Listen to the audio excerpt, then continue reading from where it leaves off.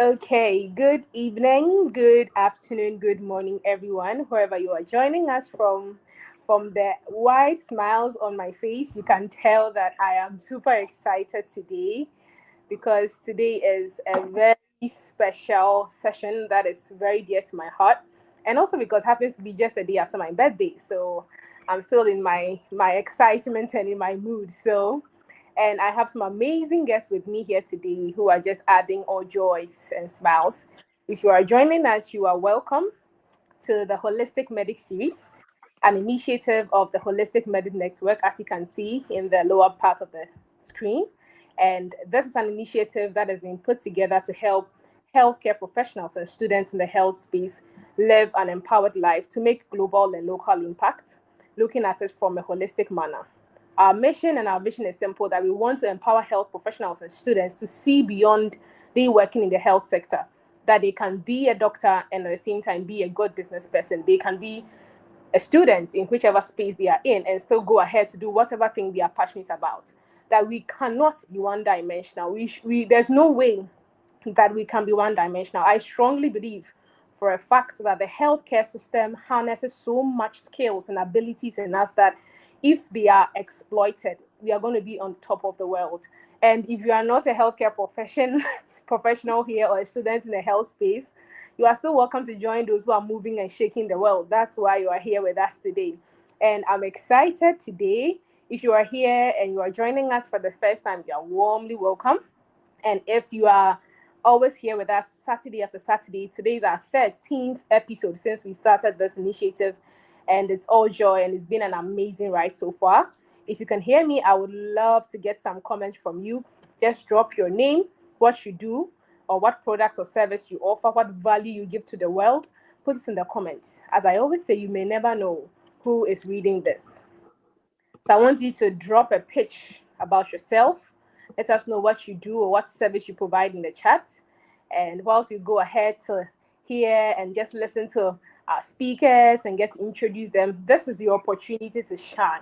I was watching, I don't know if I should call it a funny skit on TikTok of a guy who went to a shop to actually purchase something. And instead of using his name, he used the name of his company. So I think it was time for him to pick up his order. So they kept mentioning the name of his company, and he was like, "This is free publicity." And they kept to mention he was there, but he was just seated, waiting for them to keep mentioning and mentioning and mentioning the name of his company. So you may never know what this opportunity can be for you. So if you are here, make sure you drop your name, where you are joining us from. That's very key. Your name, where you are joining us from, what you do, or what service you provide. And I'll read them out after we go through our guests. I can see Frimpoma Priscilla joining us from LinkedIn, and she's a rotation midwife. Beautiful. I see Beauty in the World joining us from YouTube as well. You're welcome. Today's our very first streaming on YouTube, so you better give us all the likes and all the comments.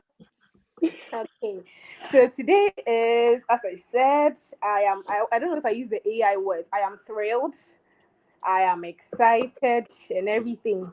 Right? If you're joining us from LinkedIn, I want you to just take a second before I introduce my amazing guest to make sure you repost the event link. So just tap on the three dots at the far right and just repost. Share with your network, share with your family on WhatsApp, all over, and let them also get to listen today. If you are here and you are open to collaborating with us, feel free to share a DM as well, and we will be right with you. Okay, beautiful. So I want us to delve right into today's conversation, and we have three amazing guests, an amazing gentleman sandwich between three lovely ladies. And today is the second time showing up on our event, and I'm so excited anytime I get to hear from him because he speaks so much insight and he actually dishes out a buffet of knowledge without in such a calm demeanor. It's like stresslessly wise. That's kind of vibe. So I'm excited to have him here with us, and I'm honored to also introduce him to all of us so that we get to know who exactly we have here with us. Okay, so he is in the person of Mr. Leslie Awasom, and he's a co-founder and the director of operations of Excite Capital Investment. And also, there's a place where he leads the company into strategic growth and operations. With deep expertise in marketing analysis, data driven decision making, cash flow management, and budget oversight, he ensures that Capital consistently delivers value to its investors. His journey into real estate began in 2017. I'm sure he's going to give us more just about that, right? With his first investment property, and by 2019 he had fully transitioned into multi-family investing, driven by a passion for helping others achieve financial independence. Central to Mr. Leslie's mission is the Excite community, a vibrant and supportive network designed to empower investors. This community is a place where ideas are freely shared, education is prioritized, and members are provided with the tools and resources they need to foster their growth. The Excite community is dedicated to building a brighter financial future for all its members through collaboration and continuous learning. Now a full time entrepreneur, Mr. Leslie is committed to creating opportunities for others and advancing the mission of Excite Capital. Outside of work, I like this part all the time, so let me take it again. Outside of work, he's a devoted husband and a father of three. Those who want to give birth to three children, you better start connecting with him on LinkedIn, and ask for the health tidbits that he did to get to that point. And he enjoys reading and flying drones in his leisure time. So, giving honor to whom honor is due, we would like to call upon Mr. Leslie. Thank you so much for gracing our event. Oh my goodness. I don't know if I can live up to that introduction, but thank you so much, Dr. Bernice, for having me here again on your platform. And as you spoke in the beginning, introducing why you created this platform, and you didn't just speak, but you speak with a certain level of passion. And as you spoke, I don't know if you noticed, you could see myself, Dr. Kem, smiling as you spoke because I have that same belief. I share that same belief that as healthcare providers, we could bring so much more value to the world than being stuck where we are. And that was that same belief that got me on this journey that I'm here today. And that is that same belief. That's the reason why every time you call for me to be on this platform, I take it as an honor to come and share my journey to so that somebody else, like any or some other healthcare professional, it doesn't matter where in the world you are, you could see that this is possible for you too, because the same level of discipline, dedication, and passion that it takes to be a successful healthcare professional, you take that and apply it to the entrepreneurial world, you're going to be super, super successful. And it's not just about self success, it's about giving value, it's about bringing more value. Who better to bring value to the world than the people who have dedicated their lives to save others, to treat others and to do all of that. And to get to that point where you're qualified enough to do that, Dr. Kim will probably tell you guys more. It takes a lot of work. So I think you did a great job introducing myself. I'm not gonna beat on that introduction, but I'm just like you, a hardworking healthcare professional that looked at opportunities beyond healthcare and started on this path to entrepreneurship. And real estate investing was my vehicle that got me here, and I'm just grateful to be here to be able to share that journey with you guys. So thank you so much for having me, Dr. Bernice, and I'm grateful to be here. Thank you so much. Can we appreciate Mr. Leslie for this? Because there are some people you look up to and you see them, and when you get to have interactions with them, you know that you have made it in life. Like that is your ticket already. So I'm really honored to have you here. Thank you, sir. Okay, so I want to introduce our second speaker for today. And this amazing woman is making waves all over in Ghana and across Ghana with some amazing initiatives that she is hosting all round. And she's a model. When I say a model, I hope you understand the kind of model I'm talking about, right? She's a role model, right? And she is just so amazing at what she does, so humble. And I'm just honored to have her here for the first time, which is just going to be the first of many countless moments I'm going to have her here. So she's called Miss Edna Frimpong, and popularly known as the Shoemaker Girl. And she's an entrepreneur who is transforming the shoemaking industry with 8 years of experience in social work through a non-governmental organization, SSEP. She's not just a skilled craftswoman, but also passionate about social advocacy.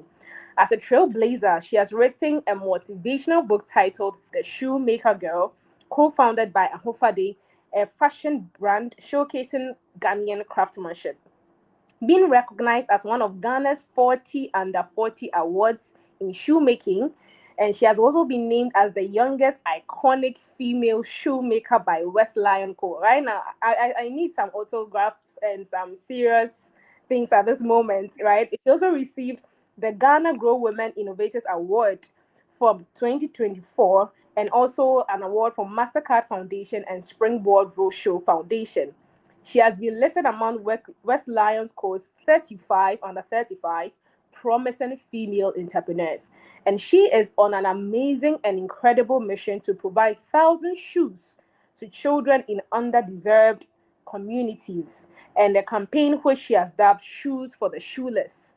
Beyond her crafts, Edna continues to inspire and uplift others through her story and her actions. Miss Edna, we're so excited to have you here, and thank you for honoring our invitation. Thank you once again, Dr. Venice, and thanks to Mr. Leslie and Dr. Inkem. I'm happy to be here, privileged to learn and also unlearn. And first off, happy belated birthday again, and thank you for the opportunity. Um, I've seen your works, I've seen you grow, and I've seen you try and flourish. And so I'm happy about you. And I pray that today we're all going to learn from the entrepreneurship perspective from every angle. We're all going to learn. Thank you. And Thank you sorry, I'm so not able to show my video. I'm so stuck somewhere and it's so uncomfortable. Oh, sorry for that. But thank you so much for coming regardless.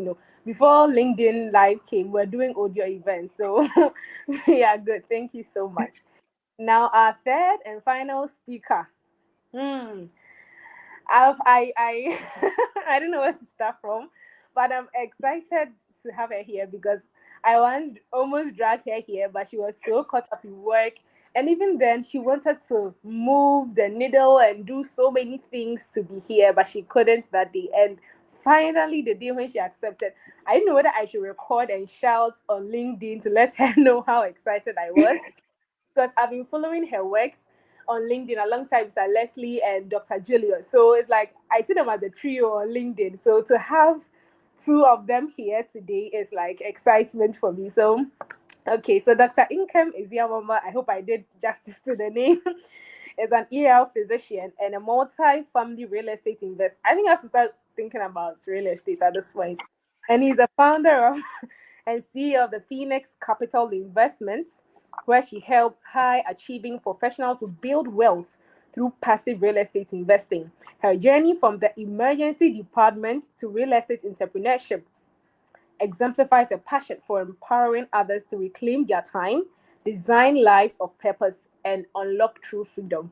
Beyond her professional achievements, Dr. Nkem is a creator of My Expansive Life, a platform and movement dedicated to helping individuals break free from limiting beliefs and embrace the life of abundance, of growth, and live lives of purpose. Through speaking engagements, mentorship, and innovative programs, she guides others to achieve financial, personal, and professional transformation. And I'm not done. Stick and stay with me.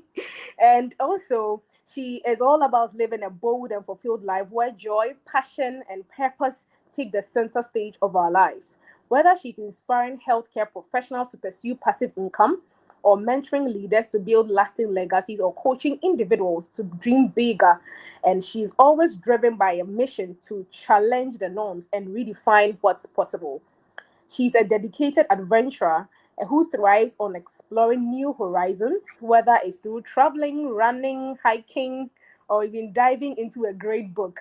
Her life reflects the boundless energy and curiosity she brings to everything she does. This is so amazing because everything I've read about her is just so much in line with why we are here, just as Mr. Leslie said, and also for Miss Edna. So thank you so much for coming. And I want us to appreciate Dr. Inkem. Thank you so much for honoring our invitation. You're very welcome. I'm so glad to be here, and to think that this is the 13th one. You're truly, inspiring others. And it's funny that you say you look up to me, because I've been following you and just seeing the amazing work that you're doing, and you're inspiring people to truly live bigger, more expansive lives. So I'm excited to be here. And I know that, between Mr. Leslie and Edna, that like your crowd, your group, your community are going to leave empowered. They're going to leave here filled with the tools that they need to really start this journey. So I'm excited to be here. Thank you so much for having me. Thank you so much once again. I'm really excited.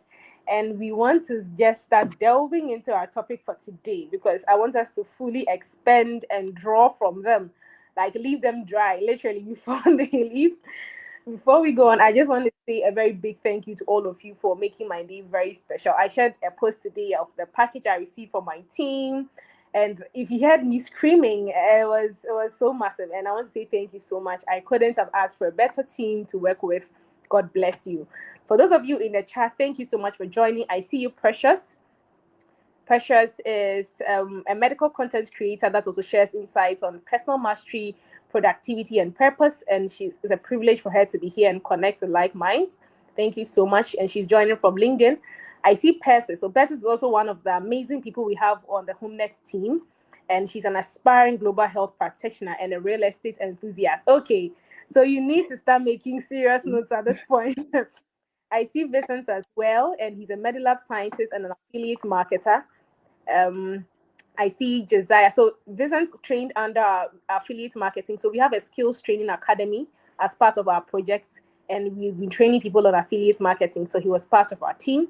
I see Josiah as well, whom I've been working with, and he's a medical doctor and author and passionate advocate for youth development through financial literacy and mindset training, sharing valuable content and giving practically oriented speaking engagements on key areas. Please do well to connect with him. Okay, so we have someone with the name LinkedIn user. I think you'd have to probably check your settings so that I know who exactly it is. Okay, I see your name now. She's Afari Felix Kobe, and a recent nursing graduate, passionate about promoting healthy lives. I love the fact that I see more of our healthcare professionals here, and she loves to connect and can't wait to hear from our amazing speakers. I see you, Lydia. Thank you for joining, and we're excited as well. A very unique panel, actually. Today is like, I wish we have this as a whole conference, but yeah, Beauty also says from YouTube that such great speakers.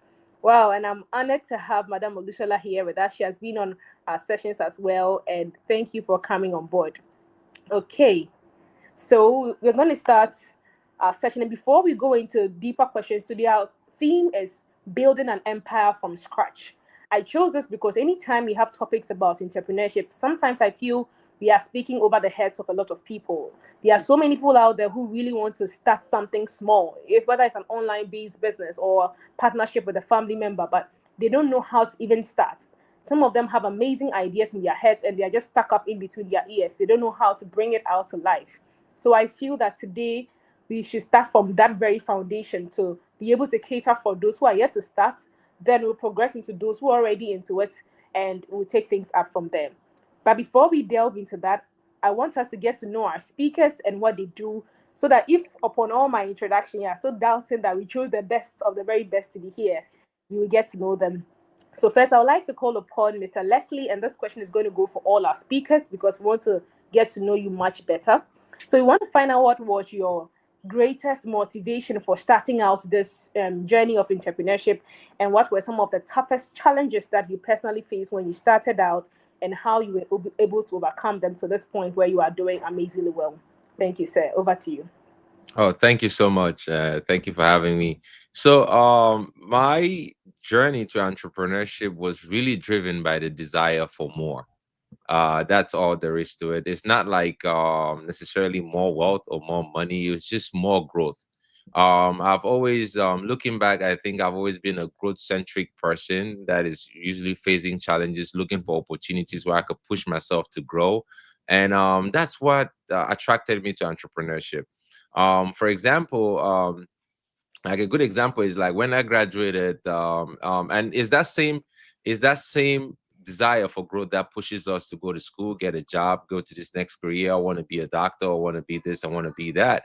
And I started off pursuing entrepreneurship and pursuing education as well. I became a nurse, and the nurse, I said I wanted more. I choose nursing in the United States specifically because it's a good foundation for growth. You could start there and grow and do many other things. So that's why I choose nursing as a career. And then I moved from that and I wanted to do more. So I became a nurse anesthetist. But when I got to that level and I asked myself, is this what my life is going to be? Is this all there is to it?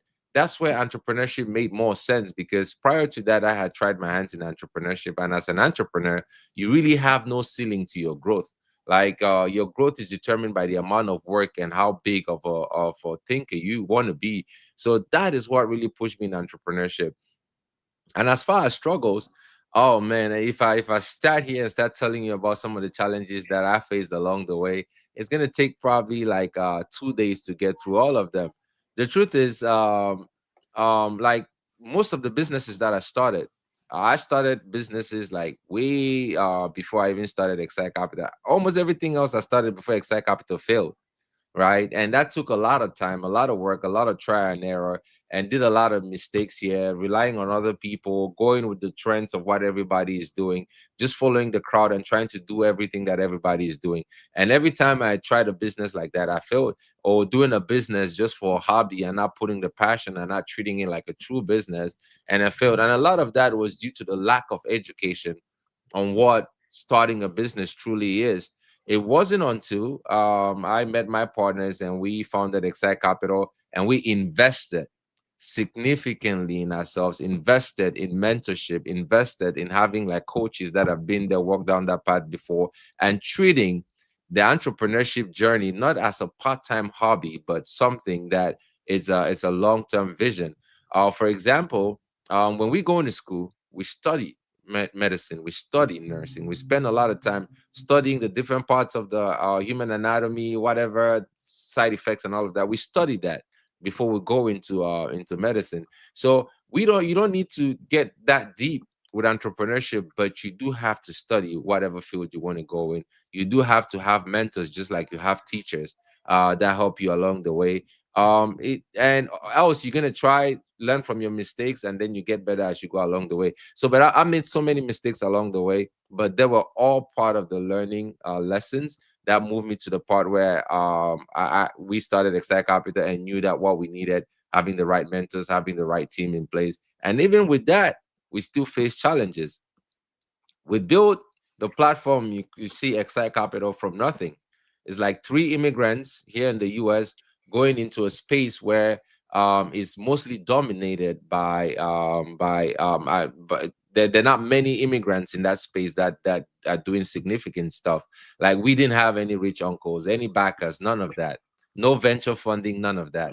Right? We used our own resources and tapped into our own community to be able to build this platform. So in order to do that, and one important thing is it's about identifying the need, identifying who you want to serve, and having a strong passion behind it, because that's what's going to push you to keep working hard, to keep working towards the challenges, and to become more successful. Because the real journey to success in entrepreneurship is really not giving up on the passion that you're going after. When you have something that you're truly passionate about, that is bigger than you, that you're willing to work for free, then if you work for it just to get some returns, you're going to do really well. So I hope I didn't go off track there, but when I start talking about these things, I get really passionate and excited. But yeah, so that's a little background there. Amazing, amazing. And I love the introductory statements that you made, that it was just driven by the desire for more. And because it wasn't just on the foundation of wealth, or of course that comes with it, but that wasn't the sole purpose for it. And I think that is one of the things that shapes those who are able to do this for the long haul. That's Yep. the motive is impacts and not just the income. But if we focus more on the impacts, then out of that the income begins to flow. So that's so beautiful. Thank you so much. Okay, so I'd like to hear from Miss Edna as well. Want to know what motivated you to start such an amazing industry that you are in, like a trailblazer, shoemaking. I think you should add heels so that we can come get some heels as well. And some of the challenges you how you overcame them. Thank you. Thank you. Why doctor of shoes? I know today you are bragging about the doctors. Let me tell I'm a doctor when it comes to shoemaking. So yeah, why doctor of shoemaking or doctor of shoes? So first off, I keep saying this, that my dad is a shoemaker. I was born into a family of shoes, you know, and he never learned the skill. It was a gift from God. So I'm like, So one day I was sitting down, I was like, oh wow. So if my dad have this skill and it was just a gift, why don't I learn the skill? Because he might not be there forever. And who would take up the family legacy?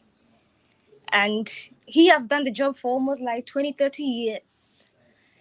And I couldn't figure out any result from the business. And for someone who believes in results, I was triggered. And so, fortunately for me, there was opportunity there. Some of you might not find opportunity, but you find a gap or a problem to solve. And so the opportunity was that my dad was a shoemaker, so I don't have to go and learn it anywhere. And where I grew up was a community where there are always shoes around, shoemakers. Even when you get to Kaneshi Matayako, there are a lot of shoemakers around. So everywhere you go, you could learn it easily without paying. And it's okay. And for someone who grew up with my dad, it's okay. That's the best time for me to learn the skill now. And so, even though I'll go to school, but I'll still come back home and learn. And I remember once I was working with him, we were on the roadside, so a lot of cars passes by. You see people sometimes will be eyeing you. What is this girl doing? And I didn't take it in a bad way. I took it in a good way. I was like, the way people are watching me there, one day if I enter into this field, I'll get some vibe, I'll get people looking up to me or people coming to me. I'll get a vibe, and all the stardom that comes with it. And so I was young there, but I got that early.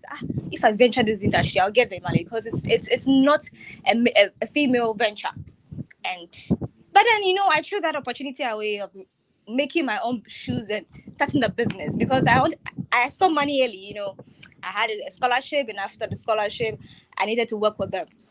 The money was coming, I was enjoying, so I blocked that passion of me doing the shoemaking. One day I did there. We are there, and COVID came. COVID came unexpected. So I think I always say COVID, even though it didn't help. It was somewhat bad, but at the same time, it was good for me because I lost the job. But it also led me to my passion, something that today people could talk about me. I'll go to town and people are like, I know the shoemaker girl. And I'm like, hey, I thought here too, you know me, And I had to sit down. So I came back home and like, now the job that pays my school fees is no more there. And so what should I do? And something ring that, but you cry, your father makes shoes. Then let me go back. That time, so I was still in school, GIG, university.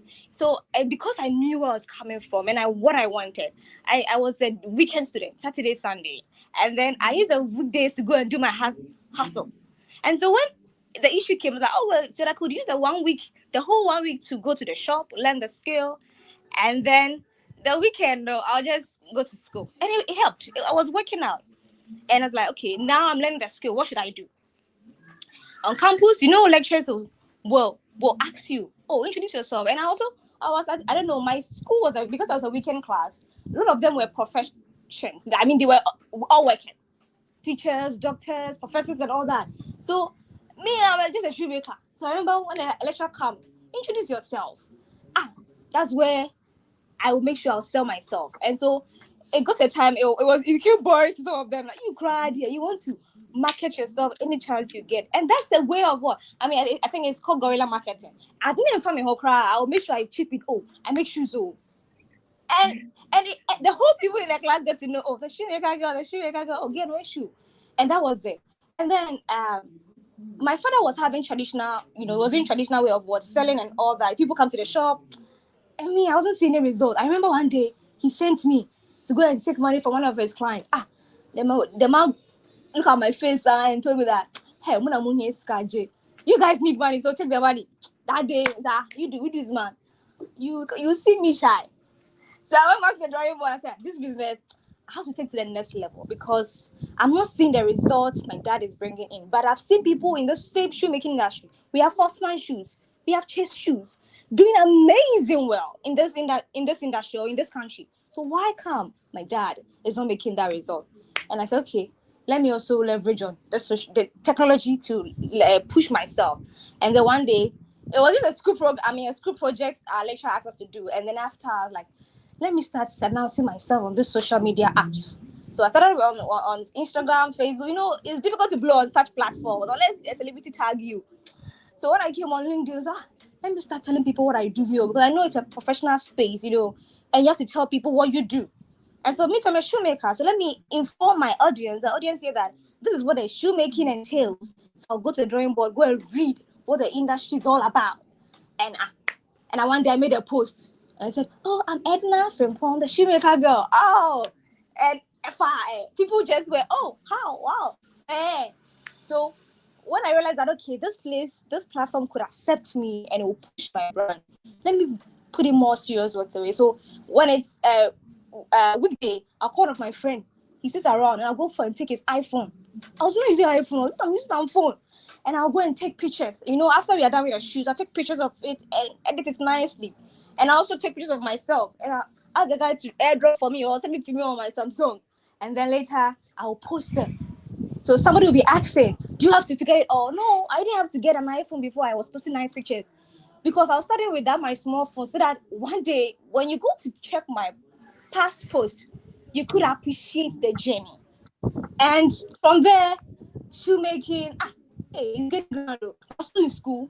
I mean, like I always say, it's maybe the first class, but still, it's the shoemaking that is taking me places. I mean, education is important, and it has become a leverage for me. And yes, I found myself in the shoemaking industry, and now lately, I have to come together, because sometimes you can't work alone. You need to go with people so that you go far. And I came together to form a team with people, and now we have a whole Fade as a business, and it's doing so well as compared to me doing it at first. And now, yeah, as a business, sometimes you need to also diversify. As a personal brand, I said, okay, now I have shoes. Why don't I move to the next level? Book, a shoemaker girl. People want to know the story. Why shoemaking? And I had that. And I didn't know one day I'll also be speaking to people and be advising them. And yeah, they had public speaking added to it. And who knows, one day. And now the shoe for the shoeless, for someone who has been supported by an NGO, who has been helped before through my education. It was time to also give back. I can't give dresses. I can't give you phone. I can't give you shoes, because that's what I do. And so let's start with the shoe for the shoeless. And thank you guys for supporting, especially Dr. Bernice. You guys supported me, and I've been able to achieve this aim. 30 is gone so far. Currently working on another project phase, which will be donated very soon. And then by the end of the year, 1,000 shoes will surely accomplish that. That is Edna, the shoemaker girl. Thank you. Thank you. I think I want to put up what Josiah is saying, because that is just a perfect description of what I was getting. The excitement in your voice just says it all about how much you love what you do and your journey. It's just the passion. And I think throughout all the things you said, one thing kept resonating, like that central theme. Life always gives to givers and takes from takers. If you want to give out, life would also give you the opportunity. And that's what I just see, somebody who was willing to evolve, and you had the opportunity, you had what sometimes just what you have by your side. It's not thinking so far above your head, just something that was right there, but you went all the way, and finally God brought you back. And this is the same thing that God has used to catapult you to do so many amazing things. And I think this is so beautiful. When I hear such stories, I resonate with them so much, because prior to me getting admission into medical school, there were 2 whole years that this healthcare system decided that they were going to put me on hold. I was not getting admission and I could have given up. But those 2 years I used productively to teach. And today that has been the foundation of all the things I do, because I love to teach, I love to mentor, but it all stemmed from that very point to this particular point. Even journeying into starting my business and all that, it was all from the point that I want to give out. So this is an amazing story. And all our audience, I want you to know this in your mind, that just identify things around you. And sometimes it's not so far-fetched. They say that the is it the fence or the grass? Yes, it's greener where you make it. So just make it where you are, and you're going to do great. Thank you so much for that. Okay, so also to our amazing lady for the day. Yeah, so Dr. Ken wants to also know your journey, what motivated you to start, the challenges you faced, and how you overcame them. Okay, so to kind of go behind these two amazing people who just spoke, if you had asked me 10, 15 years ago, would I be sitting here today talking to you? My answer would have been a strong no. I would have told you that I'm going to be a doctor. I've always wanted to be a doctor from when I was like, I don't know, from when I could talk. I always knew that like medicine was what I would do, and all the days of my life. that's what I would do. But that changed and that evolved, and I'm grateful for it. And so when I think about like my biggest desire to start entrepreneurship, it was to create a life of impact and freedom. And it started with just for myself, and then it just evolved around that. It became not just for me, but like for others around me. And the same ER that I had always wanted to do, emergency medicine, I started seeing my friends and my colleagues that were burning out. It almost felt like we were in this cycle that like every single money that we made was tied to all our time, all our energy. And even that itself wasn't guaranteed. And so I started thinking about ways to really grow, ways to step outside of medicine, because almost it felt like I didn't have a choice. And that's when entrepreneurship kind of fell in my lap. I started looking for ways to grow wealth that I wasn't tied to one person, one job, one boss. And I just said, how can I help, build wealth? And I got into real estate investing, and it was very successful for me. And the first thing that I did was I started thinking, if I'm doing this well, why am I not telling my other, my friends, my colleagues, the people around me who are suffering with me? Why don't I tell them that like we can live expansive lives? Like you could do what you do, which is medicine, but still, but still build wealth, but still grow, but still do the things that you love, whatever it is. And that became my heart. That became like the thing that just made me smile, is that I wanted to empower, other healthcare professionals, other professionals in the field, to let them know that like they could achieve more. Like you could achieve more financial independence, you could achieve more time freedom, you could achieve more purpose freedom, you could achieve more location freedom. Whatever it is that you wanted, you could do it while living a life of purpose, without an obligation, without tying you down. And that's how my journey started, and it has been nothing short of amazing. I am so grateful for where I am, for where I'm going. And I know there are a lot of people in the audience who are thinking, well, I don't know where to start. I don't know how to do it. And I would just tell you, if you spend some time figuring out what it is, like what your true passion is, what your true joy is, what your true purpose is, that you can find a way to impact others. You can find a way to help others. But I will say this, it didn't come without challenges. As someone who, for the last, I will say, Dr. Bernice, for the last like 10 to 12 years, like I spent, not the last 10 to 12 years, but like before that, I was in school, and all I was learning was medicine. And so when I started entrepreneurship, right, I had to overcome fear. And it was like the fear of failure, the fear of the unknown. I was going from something that I knew really, really well to like jumping and just like taking a leap into the unknown. And so I asked myself, like, will I succeed? Will people take me seriously? Will people, like all these things were things that I was afraid of. An imposter syndrome hit me very hard, because I started thinking, well, am I a fraud? Like, will they see right through me? Because here, this is me, a physician, starting to tell you how to build wealth, how to grow, how to live a life outside, like beyond the constrictions and the constraints that like life has put on us. So those are some of the struggles I dealt with. And then as a woman, it was hard for me. As a woman, I was walking into rooms and into spaces that were dominated by men. I will never forget, I went to an event, and it was a real estate investing event. And I walked into the room, and I could see them, but they couldn't see me because they were all the way like in the back. And it was a sea of men.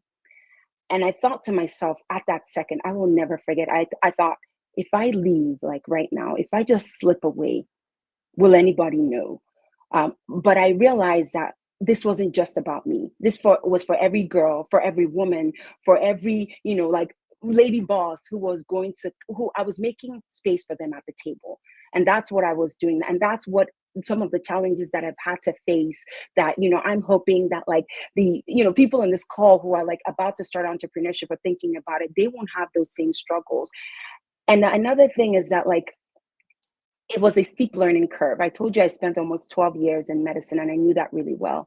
And then jumping into entrepreneurship, something that I had never thought about, something that I had never planned, there was a lot of learning to do. I learned how to raise capital. I learned how to underwrite deals.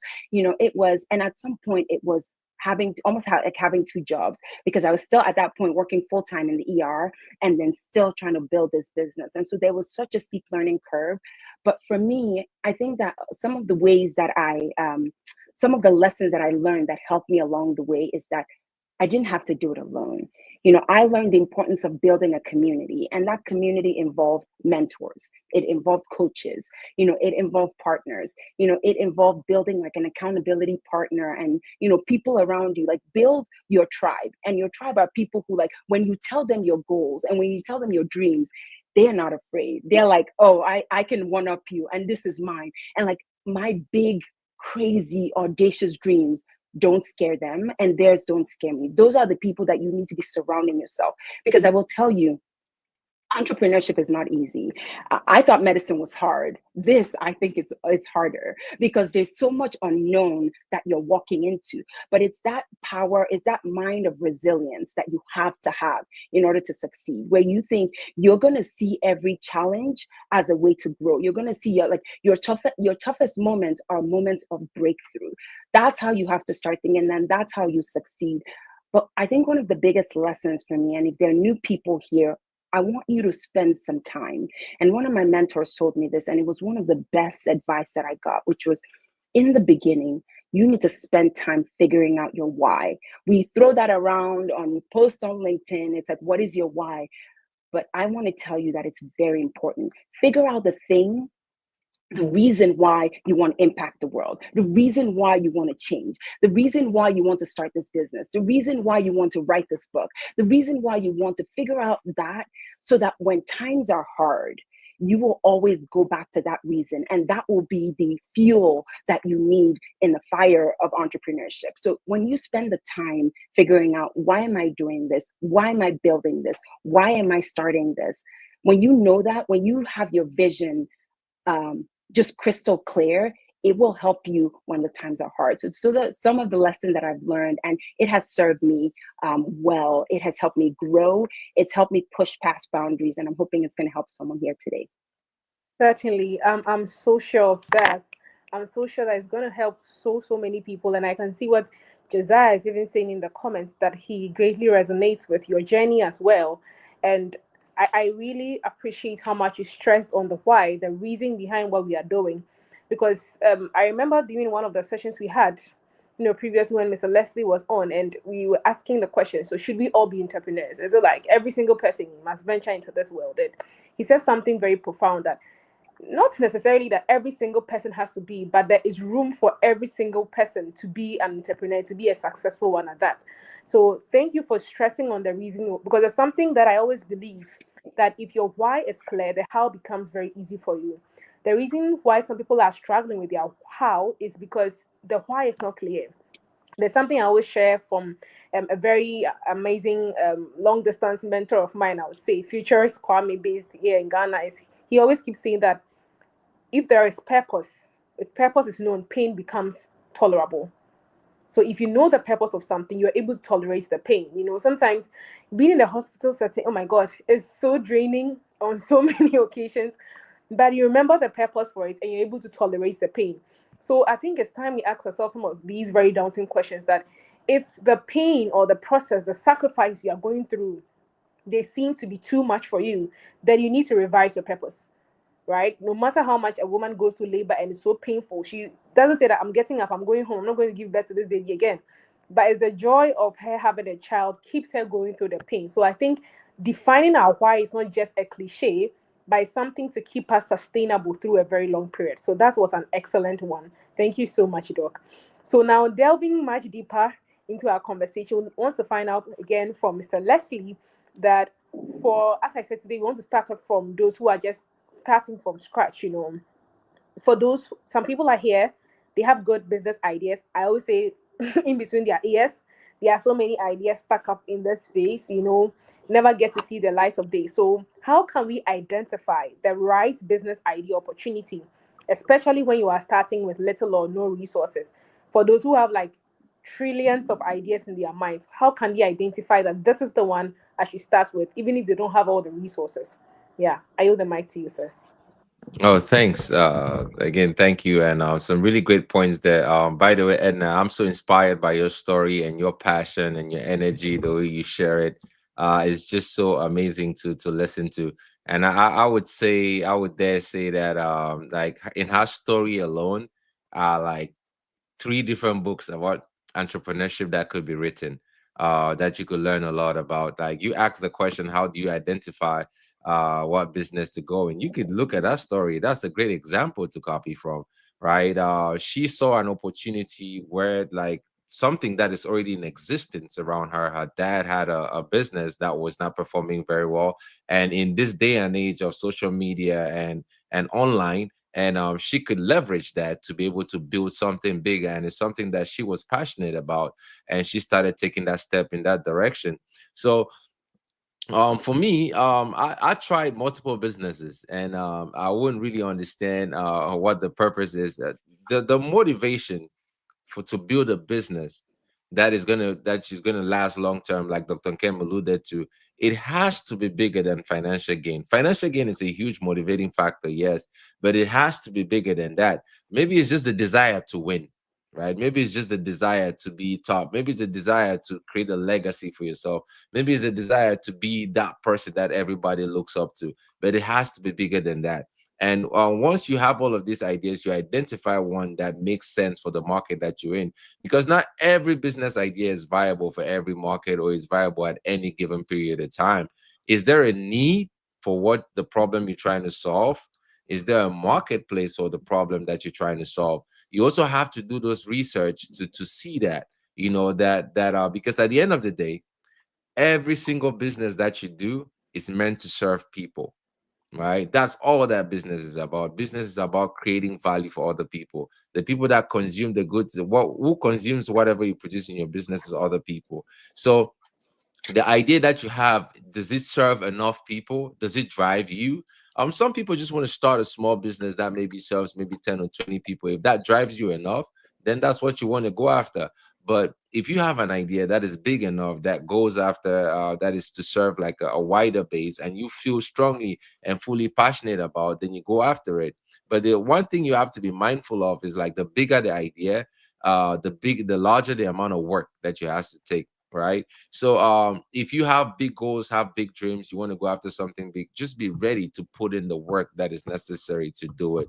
The simple formula to accomplishing whatever goals that you want, whatever business, whatever passion that you want, is having that unwavering faith and balancing that and adding that with massive action. When you have unwavering faith that whatever you're going after is right there for you to achieve, and you put massive action towards that goal, you're going to achieve it. So, but it has to be something that is bigger than just the monetary factor. For us at Excite Capital, we identified a need, understanding that a lot of us hardworking immigrant, high income earning professionals did not have access to like large institutional grade multifamily assets. And we decided to change that.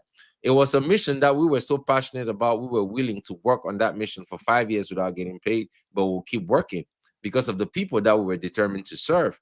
Right. And when you have that kind of desire to serve people, and you go after it, and you're ready to go after it for a long period of time, then you're going to be successful.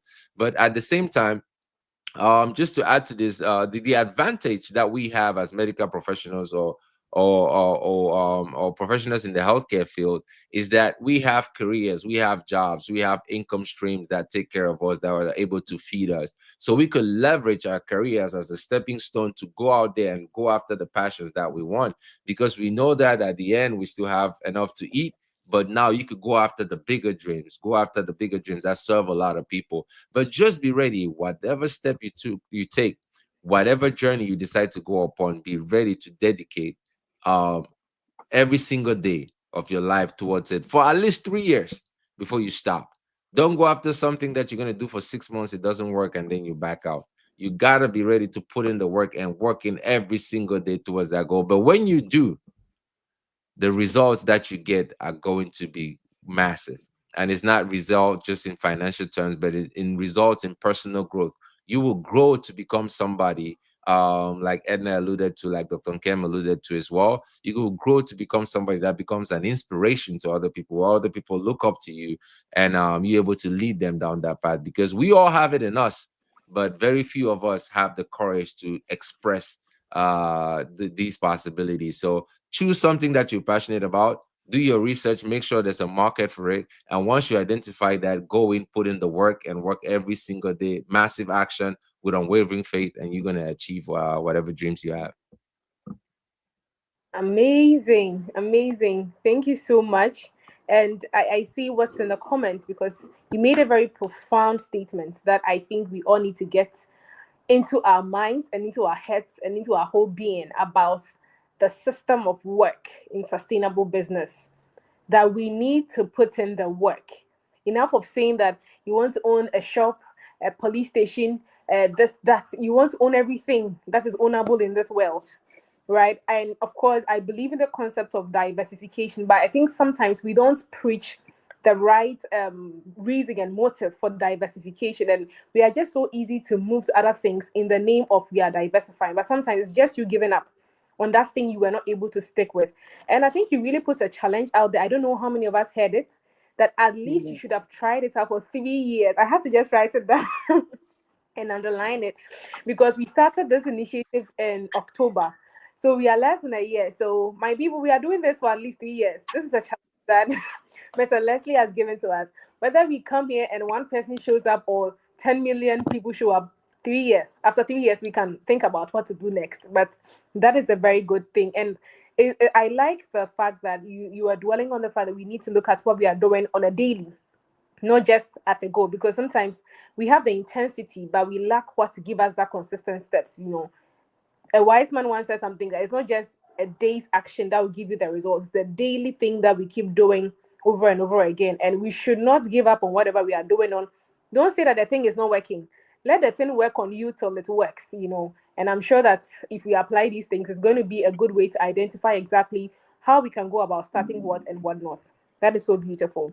So now, to those who already have businesses that they are working on, we want to know that if you've picked an idea, you've identified an opportunity, a passion, anything that you want to convert into profit, how can you go about building a good business plan and strategy so that you can develop the business for a sustainable period of time?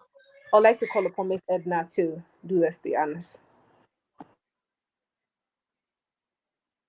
Okay, thank you once again. I'm learning today. Hey, let's see. So now you have the idea. Mr. Leslie, give us the idea. Okay, this is what I want to do. And sometimes if you don't act on the idea fast, someone will take it. Because remember that when God is giving you that idea, you aren't the only person He gave it to you. He gave it to that person too. So if you don't act, He will take it. There's no right movement anywhere. So for instance, like me like this, I didn't have to get a whole business plan done. I always say something, develop yourself more than your business plan, because it's who gets you the job, not the business plan. But then let's go. So you have the idea, which is fine. I encourage that you write it down. Now you write it down. When you write it down, you're able to derive your mission, your goal, what you want to achieve. Like you said, by 3 years, you want to diversify what you're doing here. So you should sit down and know what you want to do. Hey, this idea, how am I going to scale it up? How am I going to start building this business? Am I going to go the traditional way of selling? Or I'm going to now we have technology, social media. I'm going to leverage on social media to go about it. And so I encourage you that if you can't keep all somewhere, you need to put everything on a paper. Put them on a paper. Okay, so how am I going to sell this? Is it good? I don't have to go have a shop before I sell. No, you don't have to have a shop. But now people sell millions of things and the things are in their room. So you don't need a shop. And the shop shouldn't be an excuse for you not to sell. The shops comes in when you are doing well. When you see that the idea is thriving, then you bring in the shop. Do not go and pressure yourself and get a shop whilst you are not selling. So definitely you put your plans on paper. What do you want to go 10 years, 5 years? So that you see, when you have a plan, when you have a vision or an aim, when people come and give you ideas, you don't really go by it. Sometimes you are there, somebody will want to give you an advice on how to run your business. After that, I don't like it. So you should have when you have your own template or your plan, you are going by that. It cuts off those excess noise.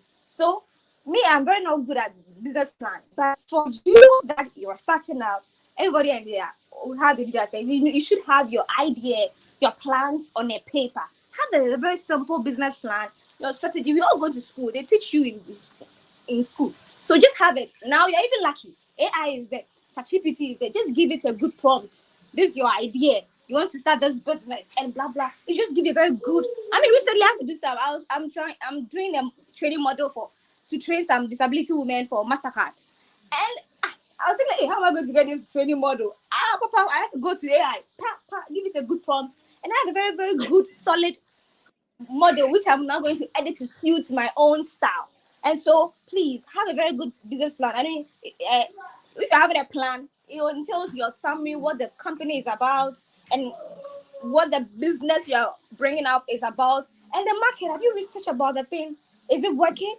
Like, it's not every business idea that will thrive in Ghana.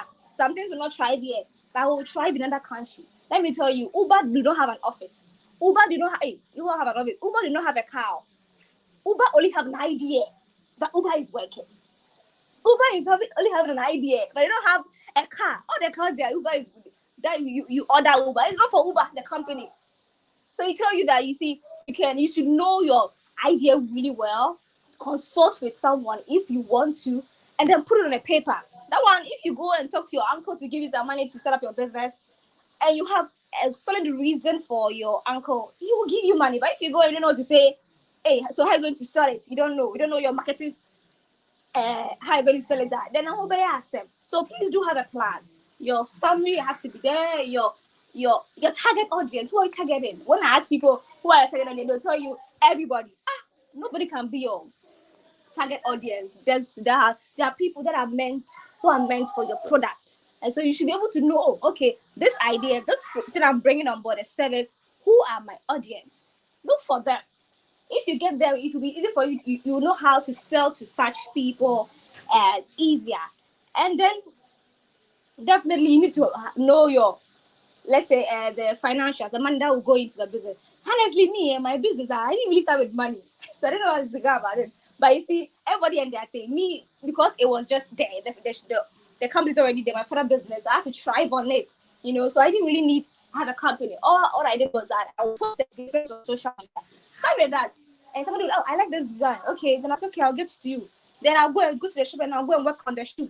And I'll go and give to the person. And then I'll get my money. Simple as that. And I was doing that to survive. So you don't have to have the money. So until you're able to, I mean, I know there's a plan or there's a whole format that people use for their finances. You build the money onto a certain stage before you say, okay, let me have a shop, let me have a website, let me have this, and blah blah blah. But you see, right now you're a startup. You are saying you are building an empire, so you can't jump to have the bigger thing, the website, the blah blah blah blah. You just start with what you have now. We are so much blessed to have social media at our disposal. People are cashing out from TikTok. I'm not on TikTok, that app, I don't like it. But people are cashing out millions from such platforms in their homes. So start with what you have. Yeah. Just leverage on the social media for a start. And once the business is growing, it's picking up. You know how to put things in place, and then you move on. Thank you so much. I don't know where to start from with that, but thank you so much. And I think for the TikTok, a lot of people are going to have a lot of things to say about that. I saw how Mr. Leslie just laughed because US people are going to strangle you literally. If they lose TikTok, they are losing their lives literally. But these are amazing points you've mentioned. We need to write down our vision. What you have not written down, you cannot achieve. And that is so true. You need to put it down, no matter how seen. Sometimes I think there's so much power in writing things down that when you start writing it down, then you realize that this can actually work or this can't actually work. Sometimes it sounds so nice in your head, but as you start to pen it down, you realize that this is what you have to work on. And definitely AI. I think if we start talking about the AI drum, we are not going to finish hitting it. I think I saw something on Mr. Francis Vulnerable. He was on one of our episodes. He shared something on his status yesterday that try typing in this prompt on ChatGPT for it to generate 7 historical figures who are living lives or who lived lives that are similar to your vision. So you just type in that prompt, like 7 historical figures who lived lives that are similar to your vision. And I decided to give it a try because I've asked ChatGPT to roast me before and it did perfect roasting. I didn't survive that. I needed to go to the ER department. Unfortunately, Dr. Inkem was not around, so but I think I made it halfway through. And the roasting was so accurate. I decided to try it out.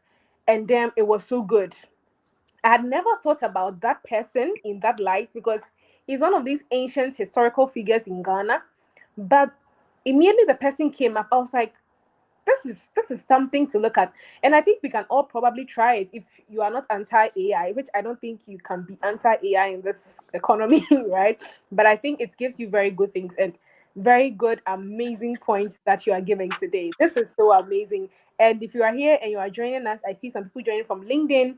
I see some comments also coming in from YouTube. Keep dropping the comments, right? So that you follow through. Don't be listening and be preparing Indomie or noodles or eba or banku. Let me go continental. Which other dish? Pizza. Don't be listening to this call and be cooking. Please drop it.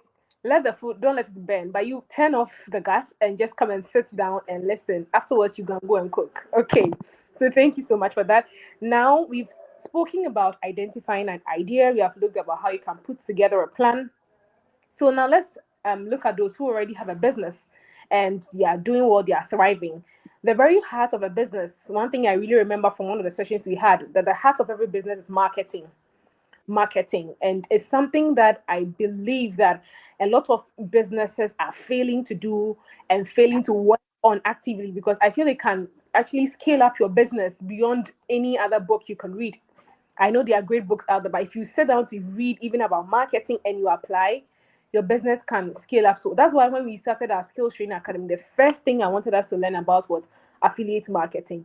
So I want us to put this thing out there that how can we effectively market our brand, our business to attract the right customers and to make sales, so that because the sales is the lifeline of our business. So that how can we make sales to sustain our business? So we want to learn about marketing and effective marketing strategies from Dr. Inkem. Please, over to you. Okay, so you should pull out your pen and paper because I've had to learn this the hard way. So when you are first starting a business, right, you are your assistant, you are your marketer, you are your website designer, you are your everything, because you're starting off small and you don't have help. So how do you figure out how to market your business?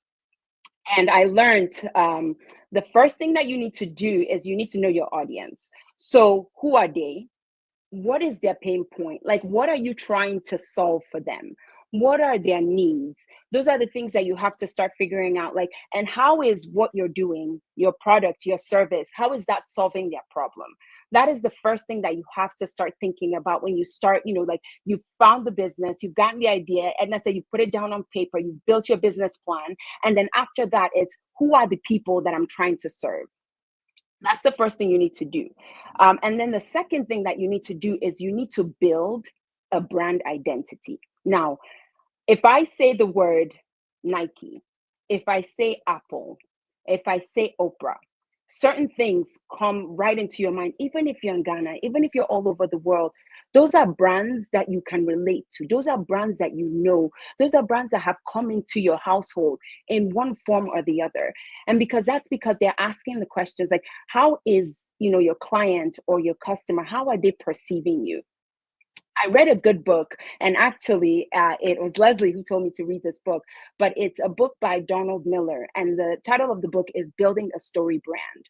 So, and it helps you create a framework when you're starting out about building your brand identity. And the framework he uses is we help X to achieve Y by doing Z.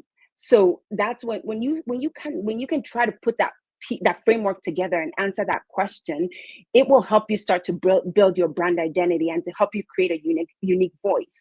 And so, like, I can use us as an example.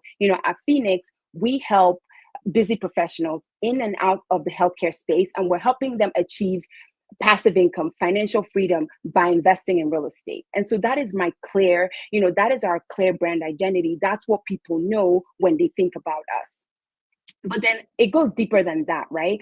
You have to start thinking about like the problem that you're solving. So people align with people who help solve their problem. So you have to start thinking about like your business not as a product or as a service, but you have to start thinking about it as, what is the problem that I'm trying to solve for someone to improve their life?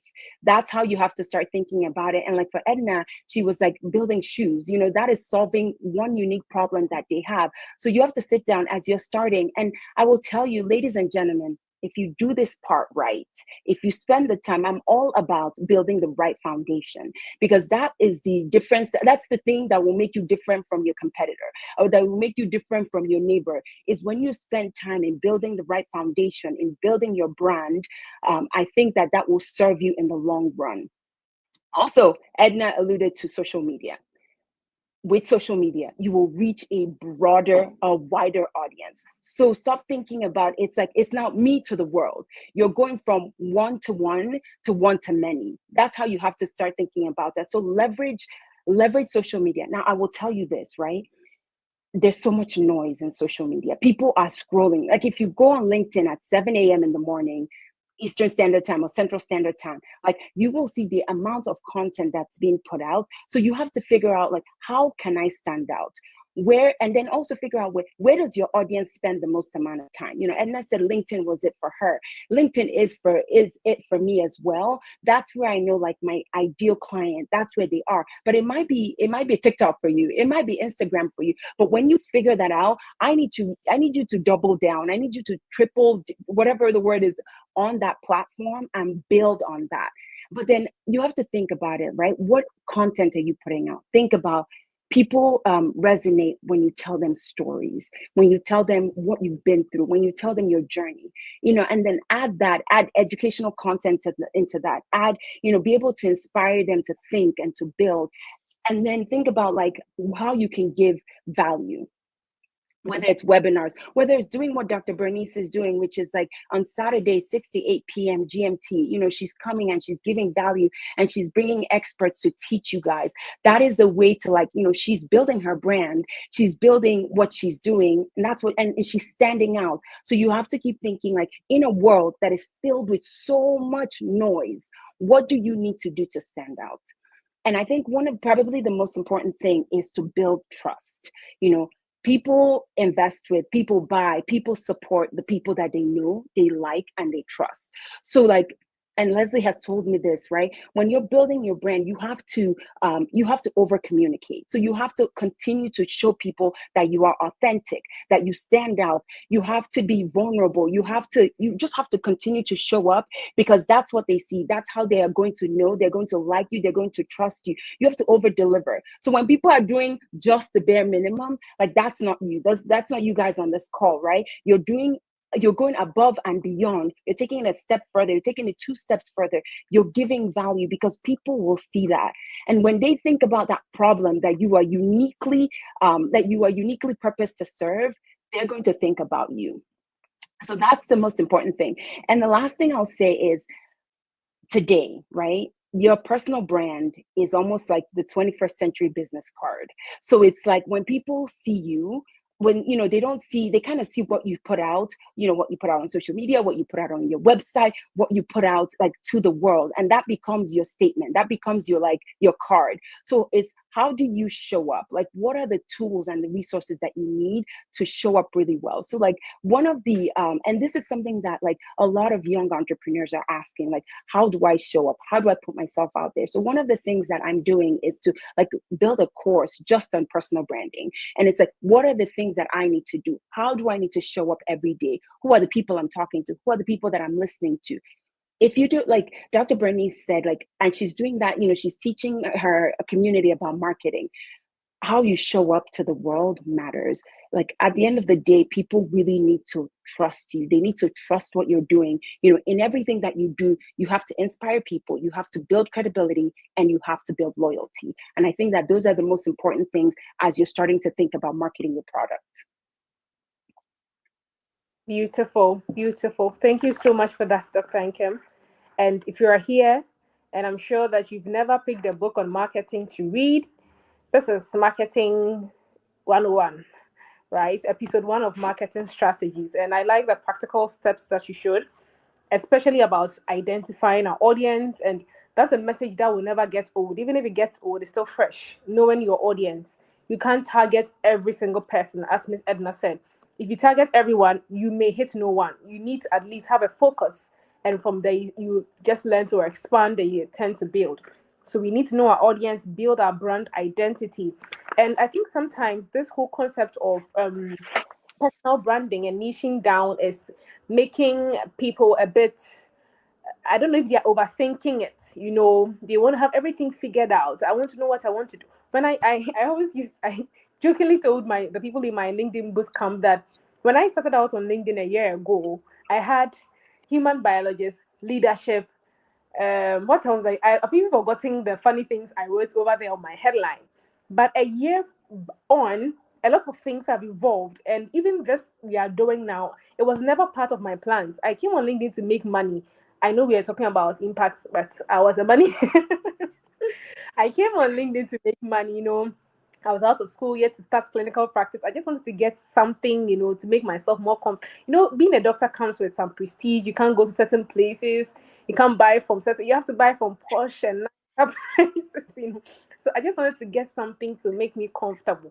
So as I heard about LinkedIn, I came to sell, and that vision of just coming to sell with the right mentorship has landed me like where I am now. And I don't think I sell directly like my main product I do as a business on LinkedIn, but people get to know what I do. They DM me, and in my conversation, they get to know, okay, so you are into food business. Can you do this for me? Can you sort out this event for me? So without even directly talking about it, I'm putting myself, and just as you said, building the trust that now, if I tell you that I sell food and I do stews for events and individuals, I'm a doctor. Doctor will give you the right salt quantity, everything like saturated fats and whatever will be out of, you know. So it's all about building yourself and building your brand. And when you trust people, you can start marketing. You can literally market something that's so terrible, but because people trust you, they may start running after it. Not to say you should, but I'm just trying to say that sometimes people trust you to the point that whatever you tell them, even if you tell them A is B, they will start misspelling every A as B because they trust you. But anytime you earn the trust of people, make sure that you elevate it to a very right standard. So thank you for so much for that. That was beautifully delivered. Okay, so now we are building on again. We have our idea, we have our plan, we've learned how to market. Now we are into our business, but the money elephant is in the room. There are issues with money. No matter how much we try not to, but it's still there. So we want to know, how can we go about seeking financial resources or capital for starting a business? A lot of people are wondering, should I go and borrow from a bank? Should I take from a friend? Should I do this? I read this person is saying that you don't need a capital to start business. Another person says you need a capital. Should I go to Shark Tank?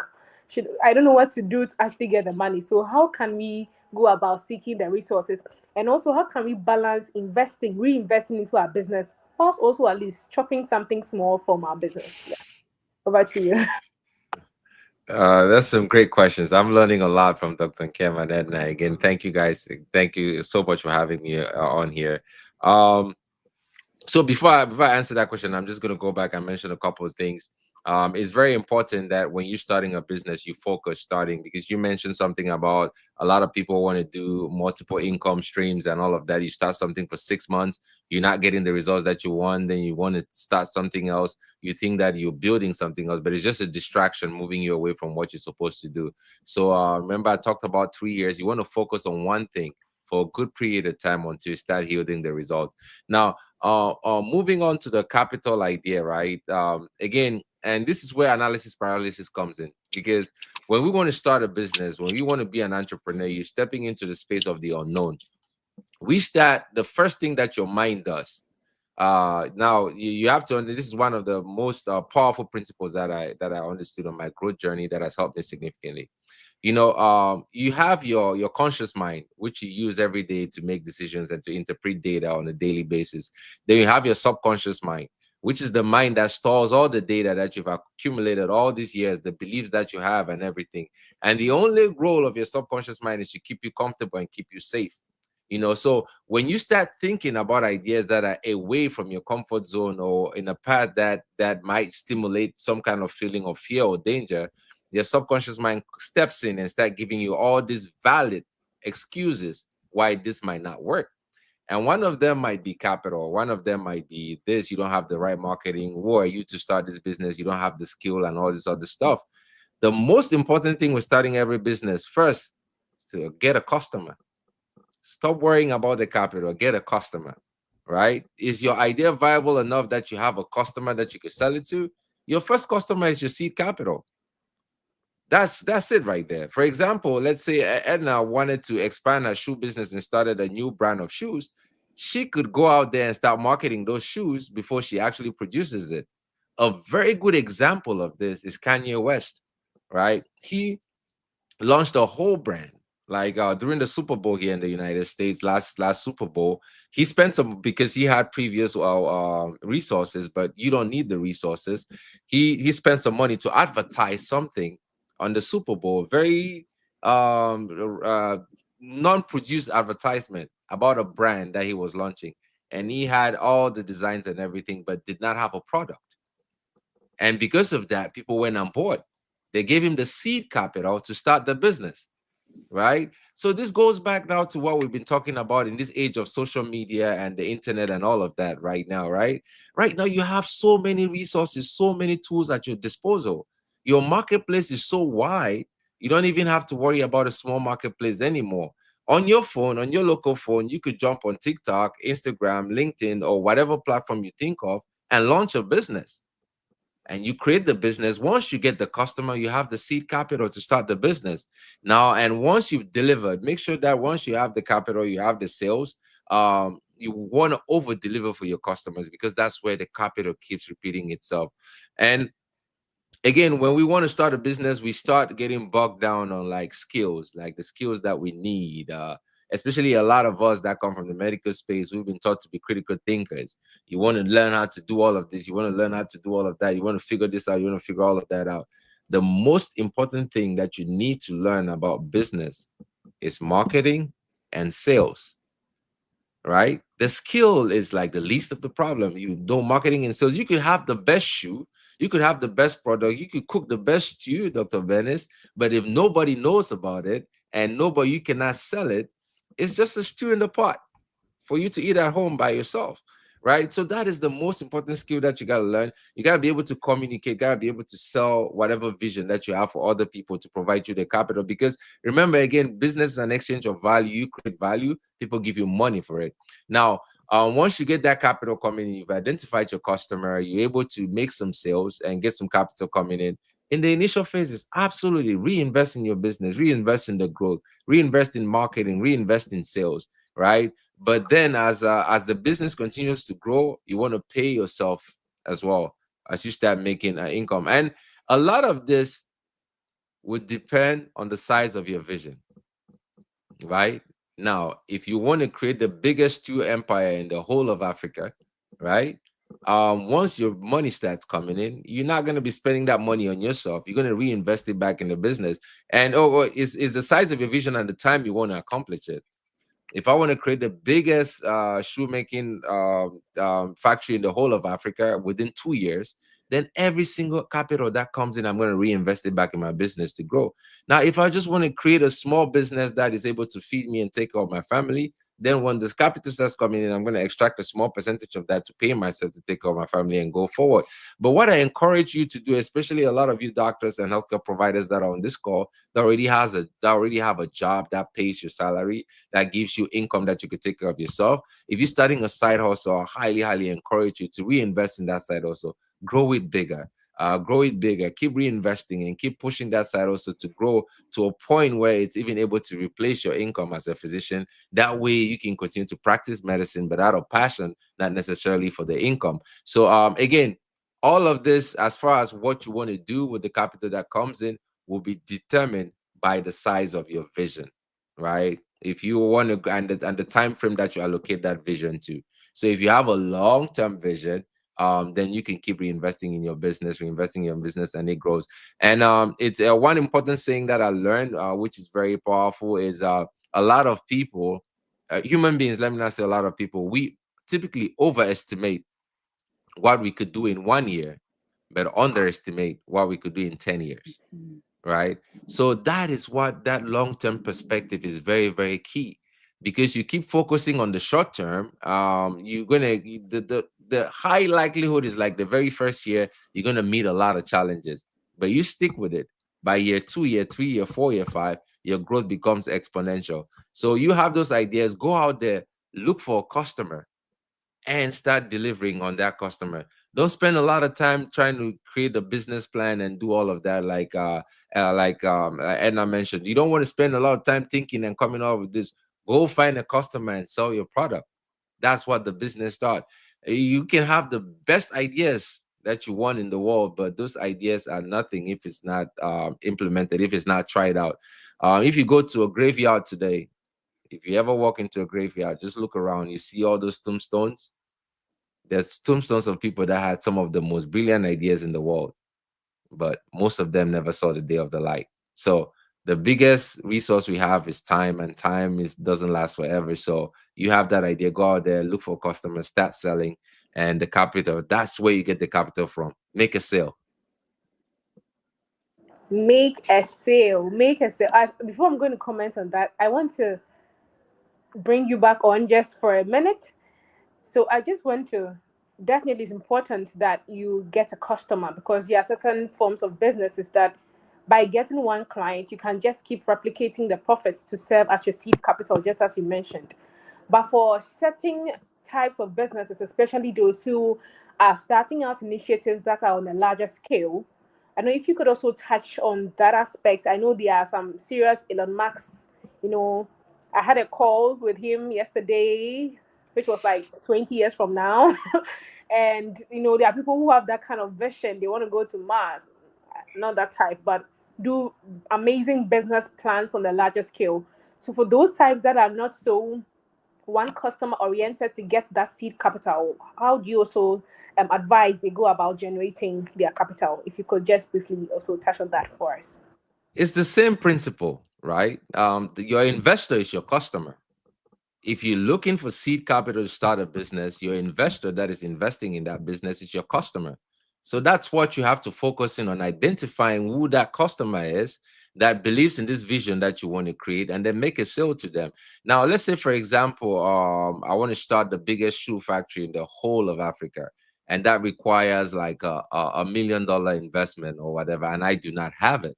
No, so I have to identify that venture capitalist in Africa that believes in the vision of Africa, of creating factories in Africa. And that's who I want to focus my attention on.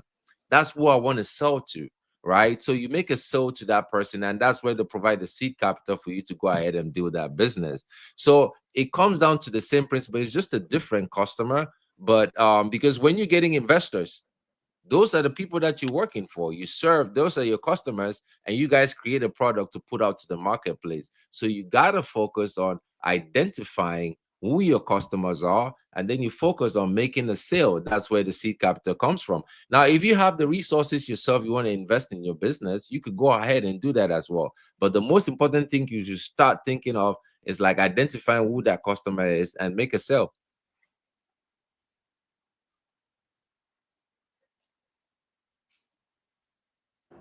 Please, can you hear me?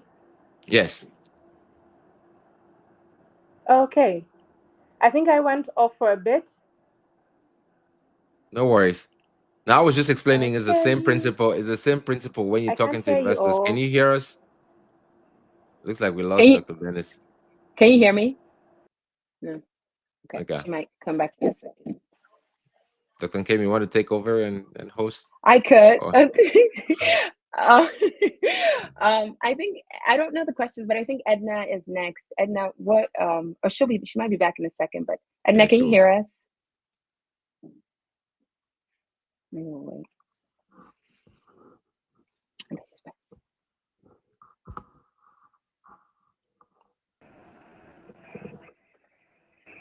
Okay. Sorry for that. Are we back on? Yeah. Yes. Great. Great. Okay. So I think I missed the latter part. My audience didn't, but I don't know if there's something you'd like to say just with the last statement so that I'm able to catch up with the flow of the conversation from where I dropped off. So no, that's good. And the same thing I was talking about. If you have a big idea, you still identify what the customers are making. So I'll give you an example. Let me give an example to bring this home to you.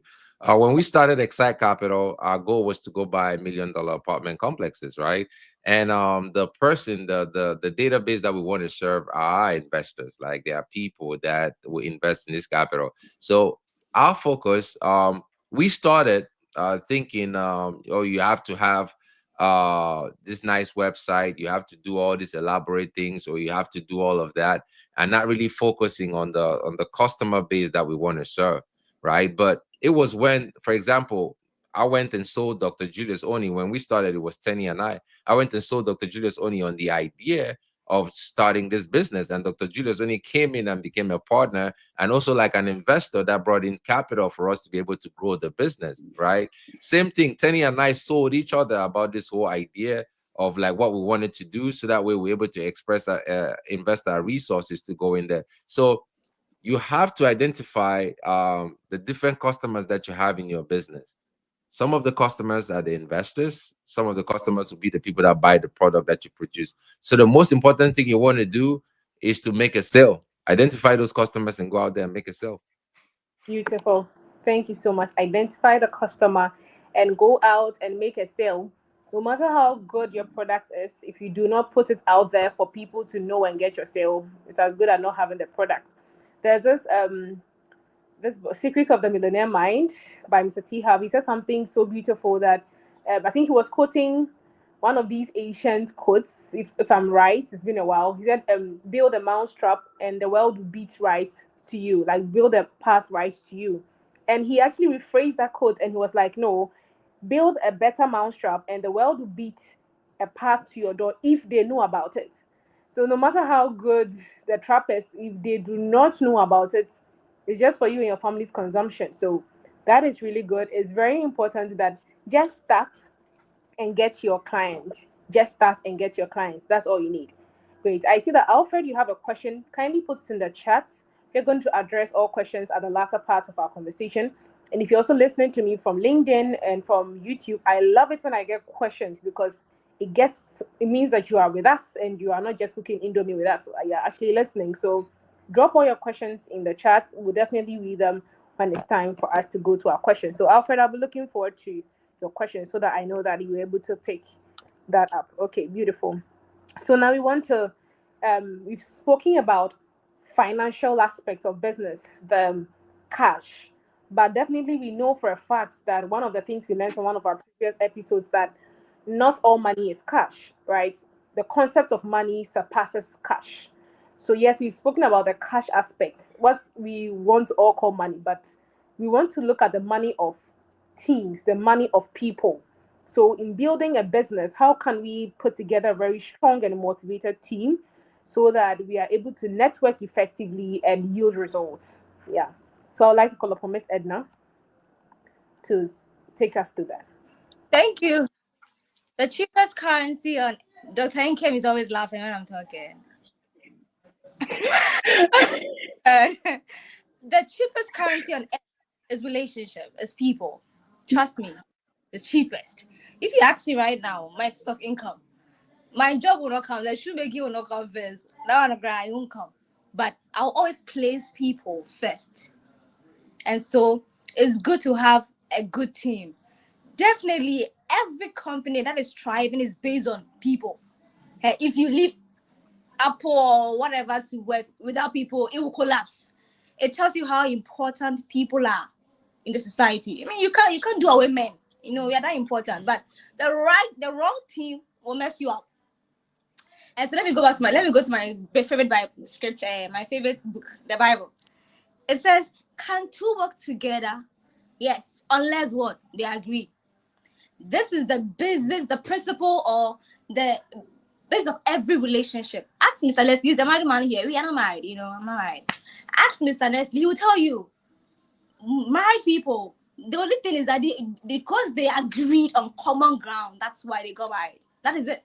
And so in relationship, even we here, the speaker that you brought, Doctor, because we have the same common value or common grounds, you brought us here. If you have diverse view, you wouldn't have brought us here.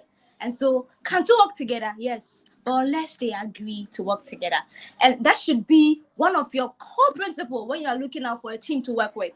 And so, you are the leader. You are looking for people to work with. You should know that you should first of all have your vision where you are going before you bring people along. If you do not have a plan and you bring them along, they could add to you, let's do this, blah, blah, blah, blah. No, you yourself have the plan. If you have the plan and you're bringing people also on board, the people you are bringing on board must also align with your vision. That's why nowadays, I mean, people are complaining a lot about people they are working with, just stealing from them and all that. Sometimes the people you're working with must have the same value, core value as you. If not, the company will not work. Trust me.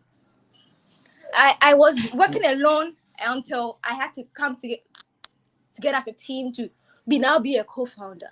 And the people I joined with, they had the same vision, want to project more of the Ghana made. There are some people who love Ghana. I mean, I don't like Ghana like that, but then they love Ghana more than anything. You know, they want to project the made in Ghana goods and to let people know that yes, Ghana has something better to offer. And that's something in line with what I do and who I am. And so it was so easy. And again, we also have the same faith. We all go to church and all that. It's not just church. We fear God. And so it was so easy. And so they trust me, even in my absence. They trust me that Edna will not do anything that will tarnish the image, or she will not go and do something behind our back. And so trust is so much important. And I always say this, I forgot what I'm trying to say, but if you are forming a team, please do not rush to look for people. Look for people that actually believe in your team. Let's take away Despite Media. I know most of you know Despite Media. That's what doesn't work in Peace FM or UTV. But the company is trying because he has the right people on board. And somebody will ask, how do I get the right people? Sometimes we didn't pursue. That one is true. You might not know the right people, but don't just do things like that because they're business. Let me tell you, business too is also spiritual. It's not physical. Let me tell you, all the Bill Gates, they all have passed somewhere. If it's not God, somewhere. So life naturally is spiritual. Your business is a spiritual, trees as a spiritual entity. And so the people that you're even working with, going to bring up on board, maybe almost they might not be click with you. I mean, in spirit, and that will affect your company. So you should be very careful that people are bringing on board. Pray about it. Some people I tell people that this year you should be able to discern more. It's not everybody that you bring them into the company to be an investor. Some people can be an investor and they will drain you. I know somebody who just bought a machine for the lady to start working. Now the man is claiming a stake in the company because I will say grow. And there are more courts this year. You see, but I might not get such person. So you should be really careful when you're bringing someone on board to support the business. Look for the right people. Discern and know the people that are coming on board to help you. If they are messing up, away back, let them go. Do not entertain family thing. If you're working a family, I start from a family background, but I think I will not encourage someone to work with family. Maybe from my experience, family is family. They sometimes want to, the familiarity is there. And so if you want to go far and go well, I bet you can do away with family. But if you have a family that is good, they could support, they're not please go with them. But honestly, I will not advise you to do business and involve family. Sometimes if you want to shut them, you can't shut them because, the father, the mother, the blessings and all that. But if you're doing away with someone, they do it so well, and then you can't talk anyhow because you're paying them. So please take time in developing people, train them. And again, if you're let's say a CEO here, and you have people you're working for you, please train them. Let them go for training, like this LinkedIn audio event. Get somebody who come and train them on optimization, on social media, on sales. Also seek about their own personal development. It's good. I mean, if I'm working with you and you're not concerned about my personal development, I'll do the work anyhow. That one's me. I can do that. And that's not good. You should be able to seek, because if you let the employee or whatever feel so appreciated or involved, they do everything from their heart. Remember, as human beings, we want to feel loved, appreciated, and accepted. If the person is not getting all these things, they will always shoved away. And so, but if you're also a young person coming up, and now you have the idea, you want to form a team, you want some people to come together, co-founder, whatever. We like the founders too much. I don't like it. It's not nice. Let me tell you, look for somebody who has the same vision as you. So you might have the money, but you don't have maybe the strategy, the idea, how to go about it. You look for somebody who has those things, and then you put yours together. Let me tell you, God never called Lot. God called Abraham. But if you read the Bible, you may think God even called Lot, because Lot also enjoyed the blessings that came on Abraham because of the power of association. It's so much important. When the people of Babel was building that tower, when they came together with one accord, one agreement, they nearly touched heaven. God knew that if he allowed them, they will come there. And then he caused confusion among them. So even God knows that when you come together and form a team with one accord, you can do powerful things. And so, yes, you might not be Abraham. If you're not Abraham, who has the idea, the mandate, who have heard from God, Edna, go and start a shoemaking business. Please go and look for that you're Abraham. And partner with such people. We like see you in this country. I brought this idea. Ownership. It's about really looking for people who could do things. That's what the foreigners are doing well. They like partnership. Everything is partnering. Let's do it. Let's move together. Let's collaborate. But this country, and it doesn't take us far. And so please be very mindful of people that you work with. It's so important. Your business will become the next business because of the people you are working with. Merci beaucoup. I love the French, and that was beautiful. And Edna, this is why I keep smiling, because there's so much joy and passion in what you're doing, and it really shows.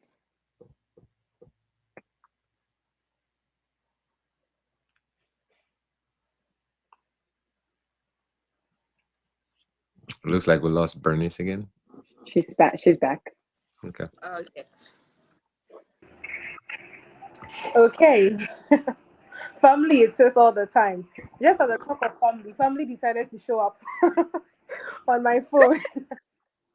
It's so amazing. Anyway, thank you so much for that, Edna. And I am really grateful that you really extensively spoke about the power of teams. I think if every business person is ready to invest as much attention and how we are so focused on getting capital and money and all that, if we are able to channel that same energy into the team to build, I think it will make a huge difference. Because we are so much focused about the cash aspects of business that we forget the team aspects of business.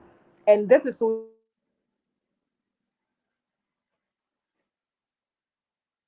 true. And I believe that we listening to all these gems is very important.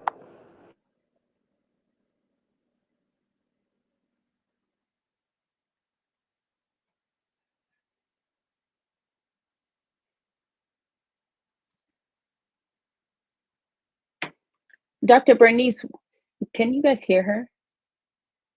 We can hear you. We could see you, but we can't hear you. Maybe like try to mute and unmute again. Mm-mm.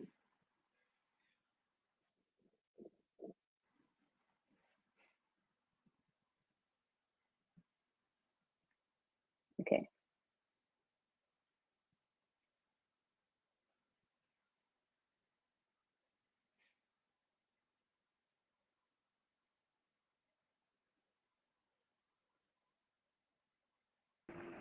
Please, can you hear me?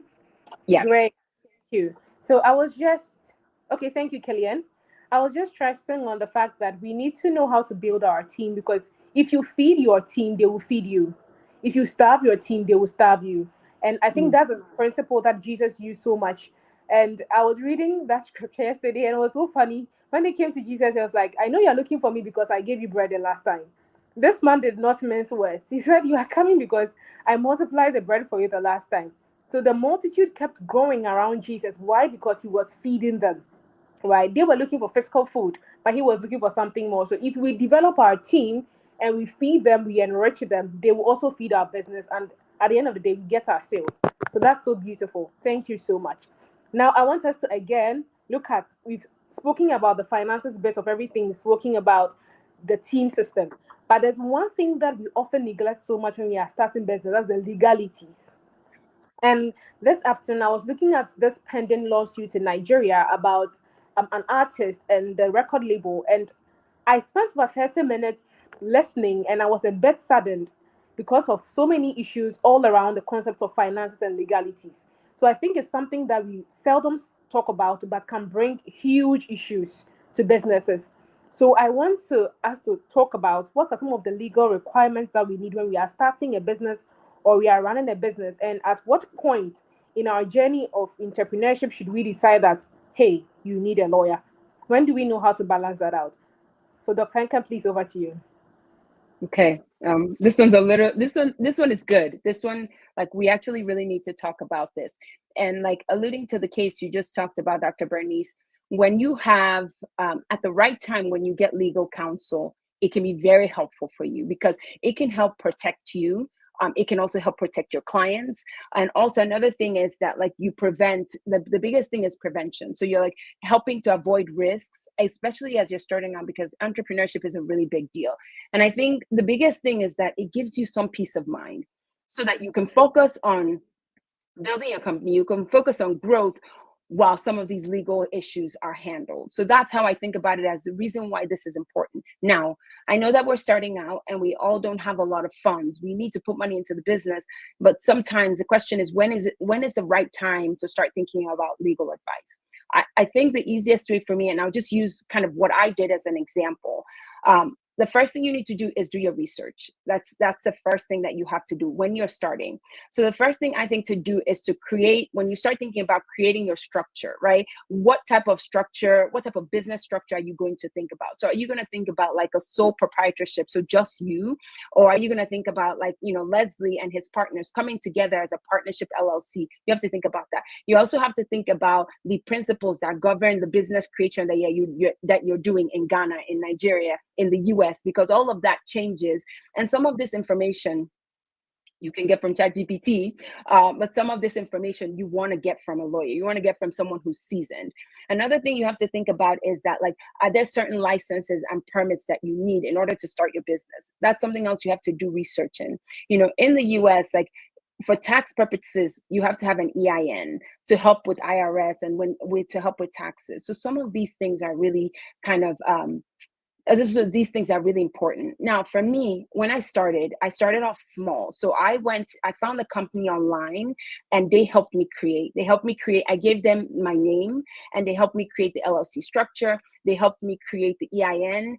They helped me even create the operating agreement. So then these are things that you need in order to start a business. These are, again, I am all about foundation and I'm all about doing it right from the beginning so that these things don't come back to haunt you. So you don't have to get a $10,000 lawyer. You can use these companies, and they have reputable companies online that can help you build your business. So that's something that you can think about doing. And then another thing is when you start hiring, this is a whole beast of its own. But when you start hiring, you want to make sure that you protect your company, you protect you, and you want to also protect your employees. So then you have to start thinking about creating, contract agreements. And again, there are websites online that can help you. And like I said, if you have a friend or someone who has created contracts in the past, you can use that and tailor it to help you create your own, especially if you don't have legal help, in the beginning. But I would say this, that like, these steps are needed because I think they will radically change kind of, like how you do your business, how you move forward. Now, there's some people out here who are going to change the world and they have something that they think that they need to patent or they need to, put a patent or put a trademark behind it. Then at that, you might need to get a trademark, attorney, someone who can help you, like protect that, lock that, make sure that that's your own, that's your sole property. So it just depends on where you're starting, how small you're starting, how big you're starting. But when I think about like, where should you get legal counsel? Where should you get help?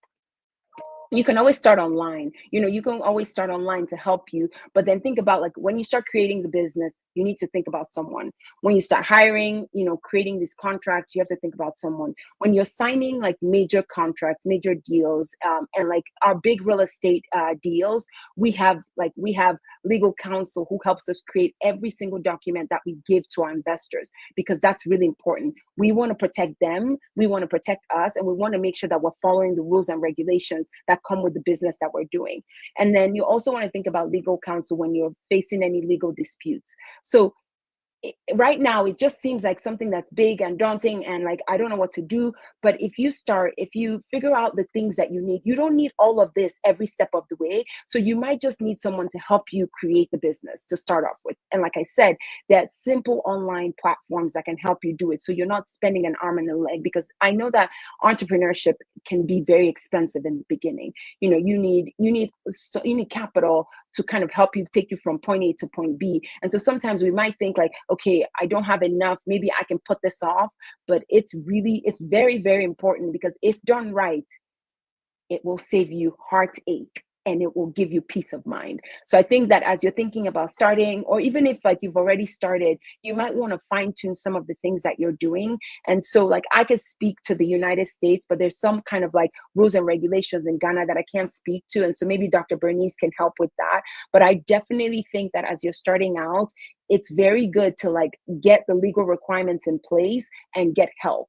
And like I said, it doesn't have to be expensive help. You can start off very small and really cheap. And worst case scenario, trust AI, they can help you. Thank you so much. Now we're going to go to lawyer AI, Dr. AI, everything some. But thank you so much. Thank you for these things you've mentioned, especially about the structure of businesses. Because even here in Ghana, when you want to register a company, sole proprietorship, the legalities involved in sole proprietorship is different from an NGO, from setting up a company. And even the cost-wise is entirely different. Sometimes looking at an NGO is almost a double the price of sole proprietorship, right? And I really like the fact that you mentioned that these things about legalities doesn't just definitely go for free. So if you are starting up, you should definitely have it in your books. Consider that, okay, if I'm starting out, I'm going to give myself a time period to equally, you can reinvesting in your business. Mostly we just think about, okay, reinvesting means restocking. So if I get the profits, I'm just going to buy new goods. But sometimes it's about investing in some of these things, setting up your legal team, and even if you're not going to hire a whole lawyer because you are starting an online business, I don't know the kind of lawyer you want to do with that, but at least you can have a lawyer friend that you can consult on some of these things so that if anything comes up, because now issues of copyright are big deals and you can be sued for something you've never been in a course, and the first time you're going there is because somebody is suing you for an online business that you are not even seeing top already, and you can actually find yourself in a very deep issue. So I think we need to focus on that, build a team. I always say that I don't need to know exactly experts in every field for now, but at least if you know a friend or two who is building in that area, you can equally grow with them and have a stance there. So thank you so much for that. I have been having an amazing time today. I love how things are flowing. It's just been like a beautiful conversation going on.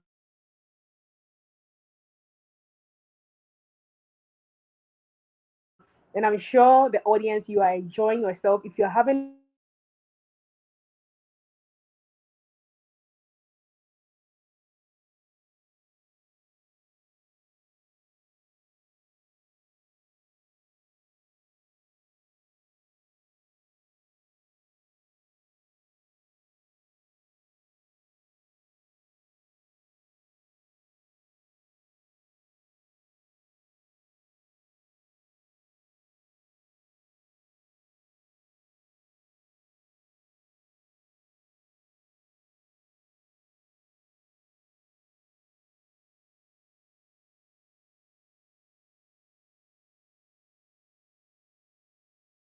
episode with your friends,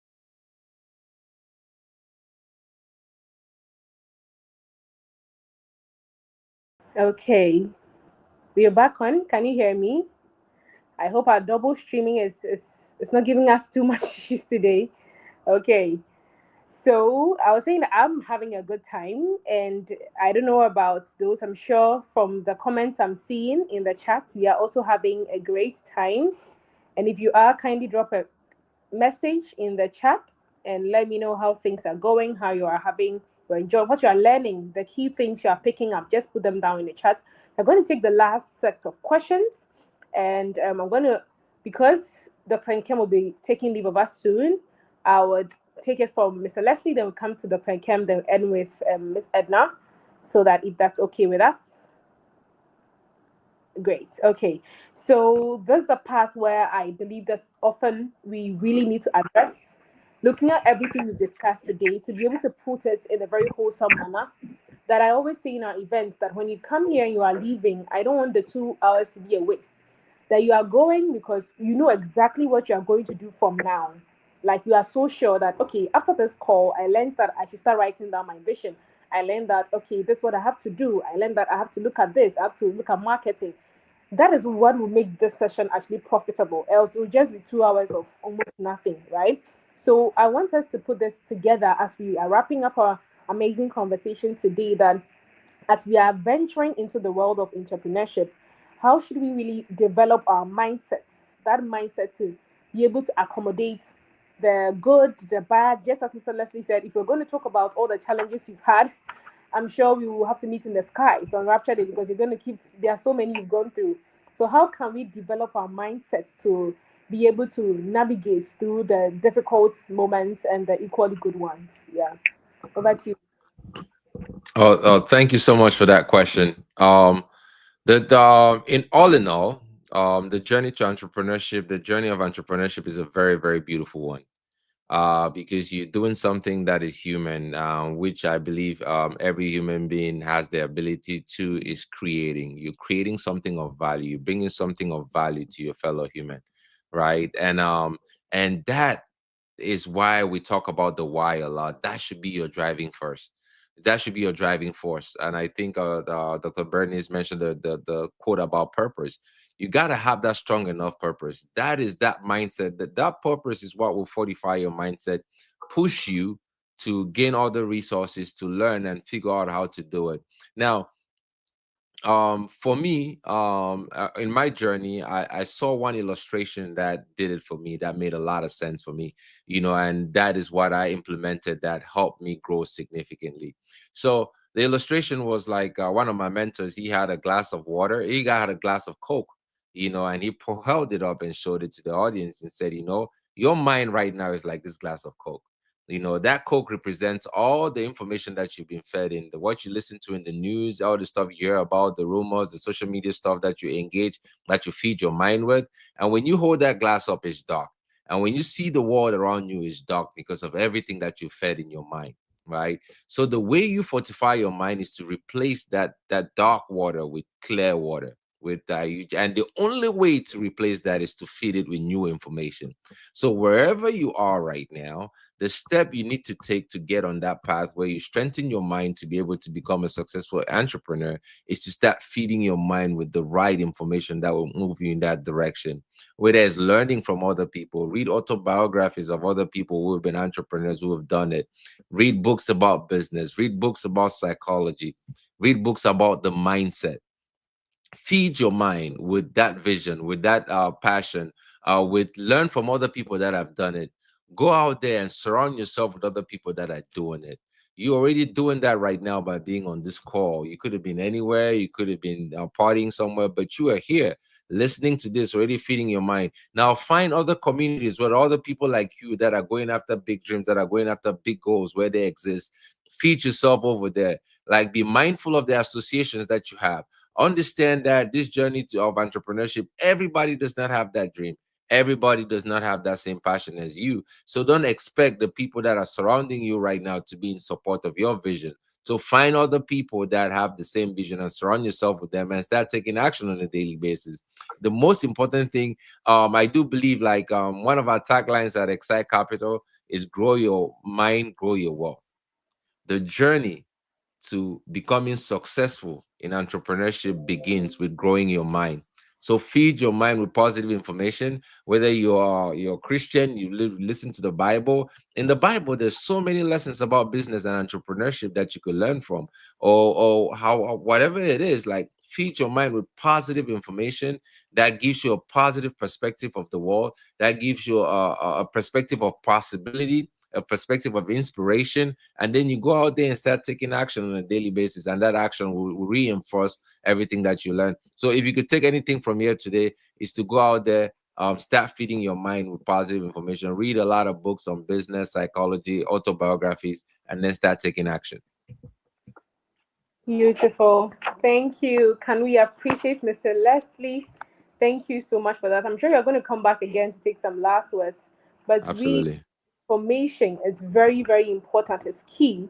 Yes, we know that a lot of us are deficient in implementation. I'm not going to lay myself out, but we need that. Sometimes it's just having the information in a way has a way of taking effect, right? There's this funny, not a funny thing, but I think a very good story about an old lady who I don't know why it's always an old lady, but an old lady who sent the niece to just take a dirty basket to fetch water in a stream, like a river. And she was just wondering, why are you giving me a basket? But Granny was like, you better go. And she just went and she dipped the first time. Definitely it's a basket. There's no way a basket can accommodate water, you know. So it was just a small amount of water. She brought it home. Granny was like, go back. I said I want a full bucket of water. I said, you gave me a basket. So just keep going back. She did it over and over again to a point. She came back and that dirty basket was not clean.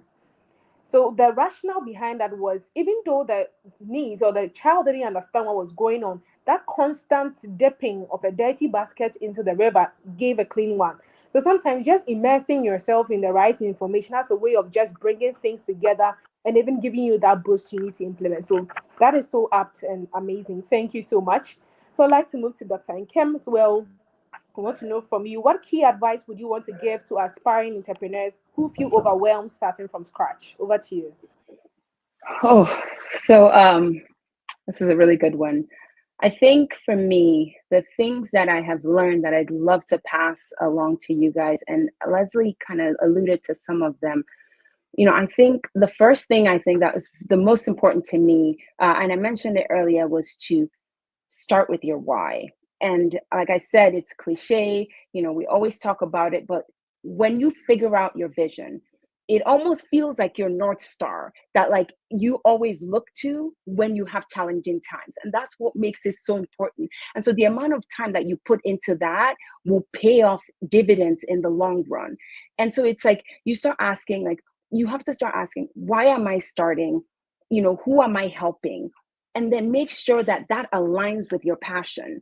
And so then what that does is that every morning you wake up and you're like excited because you're like, I am, no matter hard, no matter difficult, no matter challenging, you're telling yourself like, I'm making a difference. I'm building, I'm growing, I'm making an impact. I'm saving lives. I'm changing lives. I'm helping people, whatever it is. When you figure out that North Star, your whole world revolves around it. You look at it, you think about it, you iterate it, you make it better, but it's because you know exactly where you're going and why you're doing that. And then sometimes our goals are so big and we have these massive goals, but before you run a marathon, before you hike Kilimanjaro, you started with walking.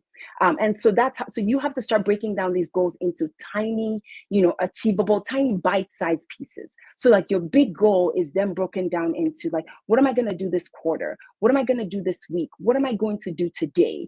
Because we are human beings, right? If we start with a simple plan, any small win, it's in our psyche, like it gets us so excited. So you win small, and then that's the power, that's the impetus you need to take you to the next level, to take you to the next step. And so I find myself like every Sunday, I sit down and I really break down my goals for the week. And it starts with like, I have a sample because I carry it around to remind me. And it's like just a simple sheet of paper. And I like write like my big goals, I break it down, and then I break down what I'm doing every day. And I just check it off. To me, that check mark is it's like, it just makes me smile. It's like, okay, I'm getting closer to my goal. I'm getting closer to the reason why I'm doing all of this. I'm starting. Another thing that I think has been so critical in when everything seems so big is that you have to seek mentorship and you have to seek knowledge. The best advice I got when I was starting out was two things, was to invest in myself. And I didn't understand that because for me, like I invested in an education, like I invested a lot of money in medical school. And so that made sense. But to start pouring money back into myself, like I didn't get it, or to start investing and start pouring knowledge back. So that was one thing that I did that has served me so well. And it's also like seek mentorship. So this journey is so much easier when we learn from others. I can't remember who told me, but the biggest piece of advice I got is that wisdom is learning from other people's mistakes. So when you get mentorship and when you get coaching and when you get advice, you don't have to make the same mistakes that they made. And that's the purpose with, figuring out. And in the beginning, as you're starting out, you might not have money to pay for mentorship. You might not have, but maybe you figure out what that person wants and then you give them what they want so that you can get what you want. So it could look like, figuring out what they want, and maybe they give you an hour of their time to sit down and be like, let me help you start. Let me help you build this. Let me just help you think through ideas of how to get the ball rolling. So that's like one of the biggest things. Like when all these ideas are like floating in your head and you're like, where do I start? Spend time growing, spend time reading, spend time pouring into yourself, and then spend time, learning from others, spend time learning from coaches, learning from mentors. I think that is so important. I think for me, the last thing that I learned is like, in medicine, everything has to be perfect. I can't make mistakes. I have to do it right. But in entrepreneurship, right, you have to embrace imperfection, because it's in those moments that you grow significantly. And so don't be afraid to start. Done is better than perfect. Focus on progress, focus on, making small steps every day, because I think that that's the best thing. So launch before you're ready, and then you'll fix it as you go and you'll make it better. You do not know who is waiting for your expertise. You don't know who's waiting for you to start that business. You don't know who's waiting for you to take that leap. So don't wait for it to be wonderful. Don't wait for it. Just know that like you have a goal, you have a purpose, you have a plan. Jump, leap. You will land, you will figure it out, but you'll be helping people along the way. So I think that like if you had to sit down and think, where do I start? How do I start? Pen to paper. Edna said it, put pen to paper, figure out your why, write it out. Small wins, small goals every day. And that's what you need to just like get the momentum going. Get help. Build, pour into yourself and get help on the outside. And then if I could just say it, it's just start. Take a leap and start. I don't know if you can hear the sound of that. That is to say thank you. I always get this excited when I hear people echo things with such passion and such depth, because the principles are the same. And when I hear people echo it, especially people of your caliber having progressed so well in entrepreneurship, and I was like, you need to hear this and apply. Just start, put in the work. And I loved what you spoke about, learning. Global makers are constant learners. If the moment you cease to learn, you've ceased to make impact. And that is so beautiful. I always say that, maybe jokingly, that God knows that those in the health profession, like doctors especially, the tax is so big that you can't just go to school for a short period of time. You have to learn for years upon years, right? And even in other fields, before you get that PhD, that master's, that's years of hard work. So that is so apt, so right to the point. This has been a very beautiful, wholesome conversation. I think it's been a very wholesome conversation, and I'm super glad that you made time out of your super busy schedules to be here with us. And I can't thank you enough for this. God bless you so much. On behalf of the entire team, we want to say thank you. This is definitely not the last. I will just have to find ways of dragging you back again here to share more and to listen to you more, share so deep insights. Thank you so much. God bless you. Thank you. Thank you so much for having me. So if you just let me, I'm going to jump on my phone and then I'm going to get off the computer. So I think I'm in the waiting room. Yes, please. Thank you so much for making time once again. We're grateful. Okay, so we move to Miss Edna.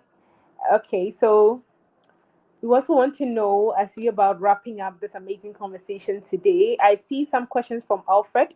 So afterwards, I'll read them out so that we take the questions. Hoping we can take about, I see two of them. Okay, it's refreshed. So, Alfred, I'm seeing your last question. If you can kindly send the earlier one as well, so that we address that.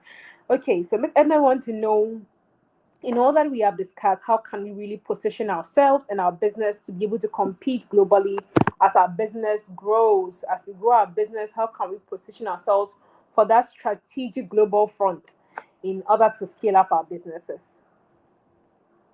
Over to you, Miss Edna.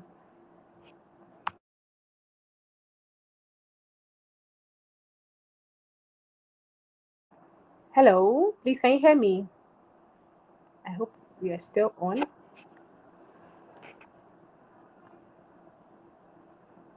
Please can you hear me? Mr. Leslie, can you hear me? Yes, I can hear you. Oh, okay. Okay, sure. I get it. I think a bit of a network challenge. So Edna has dropped off. Okay, so then we start with the questions, if that's okay with you, Mr. Leslie. Let's go So I for have, it. okay, Alfred Aduni, let me bring the question up. Said also, there are ideas which is bound by time, and you think it could thrive, it could strive within this period, but it's difficult to get people around, or many people are not having the same idea, and it's overwhelming. What advice do you have for such a person? So, like, you have an idea within a period and you are struggling to get people to share in that vision, and maybe that idea seems like a novel thing, and not a lot of people are doing that same thing. So, navigating such a new area seems a bit tasking. So, how do you navigate that? I think that's a question from Alfred. That's a great question, Alfred. And I think you're just selling to the wrong people, right? Mm, Like again, the temptation we fall into when we have an idea or we have something that we want to pursue, we look around us, we look at our friends, our family, our colleagues in school or whatever, and like, oh my God, I have this brilliant idea. This is what I'm going to do. Let's do it. And selling it together and pushing it to them, and they don't see that vision. And they don't buy into it, and they're like, I don't know what you're talking about, but you can feel that this is such a brilliant idea, and you keep pushing it, but you're just selling to the wrong crowd. That's what it is. And sometimes that I had to learn this lesson the hard way, right? In my own journey, a lot of the entrepreneurial ventures that I started that I failed on in the early on, entrepreneurial ventures that I did with my friends, people that were close to me, people that I knew, that were in that same space. But one thing you have to understand is this: if you already have the people around you that will lead you to that next layer of growth that you want to go to, then you would already be at that next level of growth. okay. Key, let me take this back. So Yeah. if you, let's say, if you wanted to build a $1 billion empire, if you already had the people, the relationships that will help you build a $1 billion empire, then you would have already had that $1 billion empire. So the Okay. fact that you don't have it right now, it means that you haven't surrounded yourself with the right people.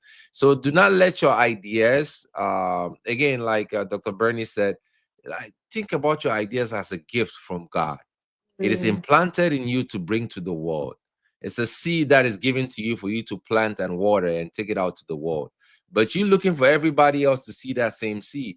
They have their own different seeds that they're planting in the world. You just have to go out and put yourself in the right environment that understands that idea, and you're gonna see yourself blossom and grow so fast that you're gonna wonder, like, well, where has this been? So I think, Alfred, I think you're just selling to the wrong crowd.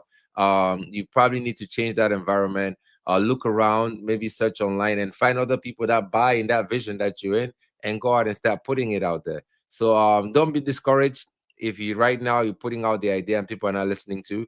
You're just selling to the wrong crowd. wow. Wow. I don't know if Alfred got that very well, because sometimes what we see as challenging aspects of businesses could just be a call for us to re-strategize. Sometimes we just have to take another look. Yes, we spoke about it. It's essential that you stick with one thing, you keep doing it. But the fact that we are saying do not give up doesn't mean that you should not re-strategize and put up better plans and better systems to get things up and running, right? So if you are having challenges with that, just as Mr. Leslie said, if you got the explanation really well, which I have picked, just drop a message and let me know that you are good with that. Okay. Miss Edna, please, are you back? Can you hear me? Hello, can you hear me, please? Beautiful, beautiful. Please, did you get the question, or should I take it again? The going global. Yes, yes, please. Okay. So lately, I have this mantra, and even this year, that is my my summary of this year is all about that: going global, or the global relevance, or the global audience, or the subtle yet, if you check my profile, you can see the subtle yet intentional act of going global.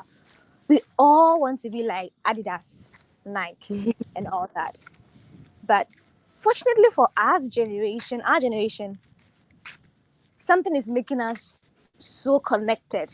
So I might be in my room, one corner in Tema right now, but you may think I'm in US or I'm even in UK, because even in my room, I could sell to someone in UK or US.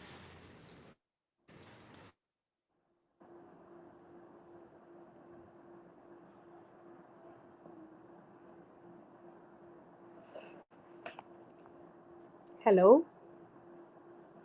Sorry, sorry. Yeah. So the global aspect is really important. That's something my next target.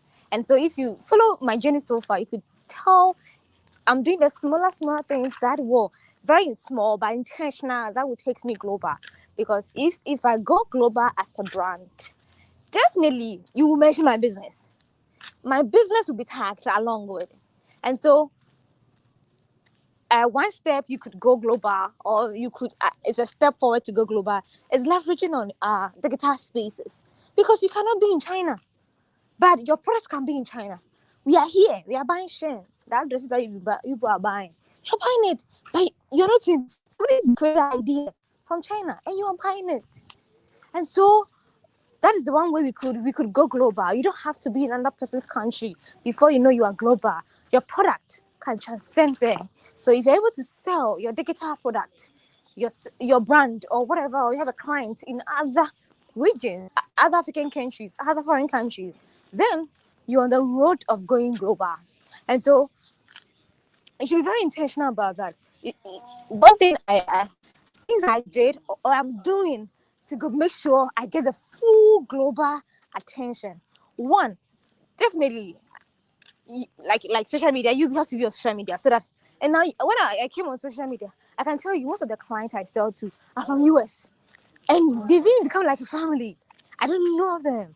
Trust me, I've never seen some of them, but because of the social thing, we have now become like a family, and they buy from me. If I hadn't known about social media or the digital space, I would still be selling my shoes traditional way, and that one class the people you get. How do you get that? The people, unless you find your own ways. But now you can sit in your home and sell your product globally to anyone. So you need to leverage if you want to go global. The simplest way is to leverage on these social media apps. And lately things are spreading wildfire. Somebody creates content, then boom, hey, the person is now on global stage. We could use this lady as example, Jarvis or whatever, that AI guy, lady in Nigeria. Just something that she started as something. And yesterday, also Samsung used her as an ambassador, and she has the whole product in her like AI thing, and she's a billionaire now. No, Charlie, that's somebody's luck, and she's living it because of the power of the social media. And now she's what? She's a global icon now. Samsung is not a joke to you. And so you should be very intentional about that. So you leveraging on social media, it can be your business. Now every business, even MTN, who has a whole market audience already, are still fighting. Every company is fighting on the social space for attention, because attention span is so short there, and so you need to do everything to what to get the attention. And again, you should know what is trending. If you're a company, if you're a personal, your own self, and you want to attain that global status, you should know what is trending in the society or in the country, and be able to. You don't have to change towards the trend, but you should know how to do things. So I know lately, even shoes, we use there's the software they use to design shoes that people are coming up with crazy wild styles. Yes, because of that, you should be able to adapt. You do have to go to school and go and learn that, or buy the software and all do that. So I should be able to find my way around all these things, so that a time will come, people will not be sitting down and making shoes. By the time will come, they'll be using this software to design all these things. And so you should be able to know what's coming, especially in your industry, and know how to adapt. We didn't know one day we will be here and we will stay at home. And that's something is called virtual assistant. Can be in your home and be working for someone. Yeah, but we're just there and it came. So we have to adapt. So you should be able to adapt to trends and be able to take your business to the next level. If you have a brand here and it's not on social media, then you're not serious. Sorry to say, you're not serious. You should be on that. Say it. Say it. That's one way. Again, I mean, website is one. Okay. What I did next was to have a website. I mean, people don't know the essence of websites unless you get outside the outside world. Sometimes those foreigners, they buy literally online. They don't go to the physical shop and go and buy things. You can have Mr. Leslie here and Madam the Doctor in them income. They hardly go to the physical shop. They go and buy things. They're always shopping. Also, sometimes the client will ask me, do you have a website? That alone gives you that credibility. And so if you want to get that credibility for your brand, for your company, or for yourself, you should be on. Have a simple website and start to go, because, and let me tell you, the way the world is going, this social media space that we are on, it is not, we are renting that space. Like we are here and then TikTok will boom. Tomorrow you'll be there and there will be no LinkedIn. What? Then you're lost. You come back to square zero. And so because we are renting the space on this platform, you should have something that is your own. Website is your own. Yours forever. Try and get one. It can start something small. You get the tech guys to do something like that for you and keep it safe. Because that's one way it can take you what? It takes you to the global space. If somebody wants to buy something, would you have a website? I want to go there and check. Then you are fumbled. My company has a website. Even me, I have a personal website. We thank God to the gift of men. I have a whole personal website now. So now if you ask me who I am, I would direct you to go and check there. Go and read. I can't talk plain. Go and read who I am there. And it's simple. And so that's one way I also did, because I want to go to the global stage. And so I did that. I mean, the next thing I did was the TEDx. I mean, TEDx is one of the global things. Imagine that TEDx post your video to their millions of audience on YouTube. At least you're getting the relevance there. You're getting the hype. When you mention TEDx, it's because it's accepted globally. Everybody gets to know. We know TEDx, and so it's a step towards that direction. And so please make sure you leverage it on social media for you to go global. The website have it. Again, adapt to trends and know what is happening in the system, which is so important. Again, I think one of the easiest way that takes you global, and I think that's the current trend now, is making sure you attend these fellowships, this summit, and one thing. I mean, I know one guy. I think when I came on LinkedIn, I saw that guy there, and I think he pitched something and he won, and that was it. From that moment, the guy is so exposed to. He has been to almost all the countries in the world. Just one thing that they want. So as young as you are, some of you are in school, some of you that you've been seeing every day fellowships, every day grants. Those are very simplest way for you to go global for yourself and for business. Recently, I saw one that a friend won, and I know her, and she didn't want for herself. It's for her business. So even her name is there. The business is also attached to that. So that's one of the easiest way. The grants that people are looking for, the fellowships you join, it takes you global. And because I personally want to go global, be globally accepted, there are things you could tell that I'm doing global. Like my book, I could sell it. So even though I'm selling the book physical, I have it on Amazon. It might not be first selling on Amazon, but it's there for a purpose, for the credibility. Because her book is on Amazon. She won't lie. People want to know why her book. How can she go to a book on Amazon?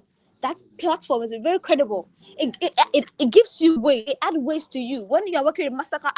You get it because you're working with Mastercard. Because Mastercard is a global brand. And so there are simple things, subtle yet intentional way you can go global. You don't have to boom. Just start from somewhere. Yeah. Hey, I even have clients who are in US. So I tell myself I'm global. Right now we are speaking with Mr. Nestle and with the Dr. Henke. They are all not in Ghana or Nigeria. They are in Europe, right? They are in USA, UK, or whatever. And that's a global way for me, stuff for me. Because I'm speaking with, speakers who are the country. That's a step, a step towards my global thing. And you very soon you know why I'm saying subtle yet intentional way of going global. So be very intentional about that. You're posting how you do things. You don't know who is watching you. You don't know where your next client is gonna come from, and then Yeah. boom, you are there. If you see a fellowship, a grant, you could apply for your company, for your business. Try your hands on it. You can get a free money. I know people who don't have shop. They don't have employees. They don't have anything, no, but they are always winning grants. I'm not joking. I have a friend. He's always winning grants. He's always winning it, and you go because he has a very good paper for them, and you know how to pitch, and he always Yeah. win it, and Amazing. he's all over. So please, and he's traveling all over because of winning those things, and that's the aim of all of us. To also be to seen on, imagine me be on a UN stage, be on here and talking. I mean, the Shibika girl will also go global very soon, and And I know. So yeah, be very intentional about your going global with yourself and with your business. Put your business out there on the social space. That's the easiest way. Now, right now, one tweet from someone could take you to will be your next time you'll be in Dubai or you'll be in US. So please be very intentional about your social presence. That will take you there easily.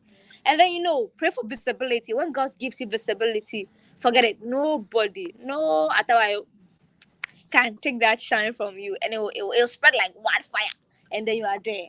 And so very be admiring those who are going global. You see some people, hey, today they are here, they are doing this, their plan is here, and they're getting all the mileage. Just let that be a motivation that you will get there soon. If it's about a school that will take you global, apply for the school and go. As simple as that. Thank you. simple as that, simple as that, simple as that. Wow, thank you so much. Thank you so much, Miss Edna. Deeply grateful for this, for your time, for what you shared. And I'm seeing all the amazing comments flood our DMs about how much they are enjoying this. And I want you to put in the comment section that I'm going global with my brand. And I am also going global. Just say I'm going global. So I'd like to take some few last words from Mr. Leslie. He has to also quickly step off. So I want to take your last words as well for everything you want to say to any entrepreneur, anything at all that you have for your children. We are open to it. Thank you. Again, Dr. Bernice, thank you again for having me on your platform. And for all of you listening, again, I just want to commend you for taking the step to learn, to interface with other people, and to think big. I see a lot of you joining from Africa, and Africa is the future. Africa is the future because we have like the most young, most vibrant population, and that population keeps growing. We are blessed by so many resources, not just natural resources, but human resource. And the human resource is in you, the future. All of you here, branching out, getting out of your comfort zones, listening to other people, getting online, listening to these talks, you are all taking the step in the right direction. Now, some of you might have really big dreams. You might have really big dreams, and you might feel a little discouraged about where you are right now and the dream that you see. But I want you to trust in your vision, trust in your imagination. Your imagination is the creation process that begins. Everything that you're thinking, just keep taking small steps towards it.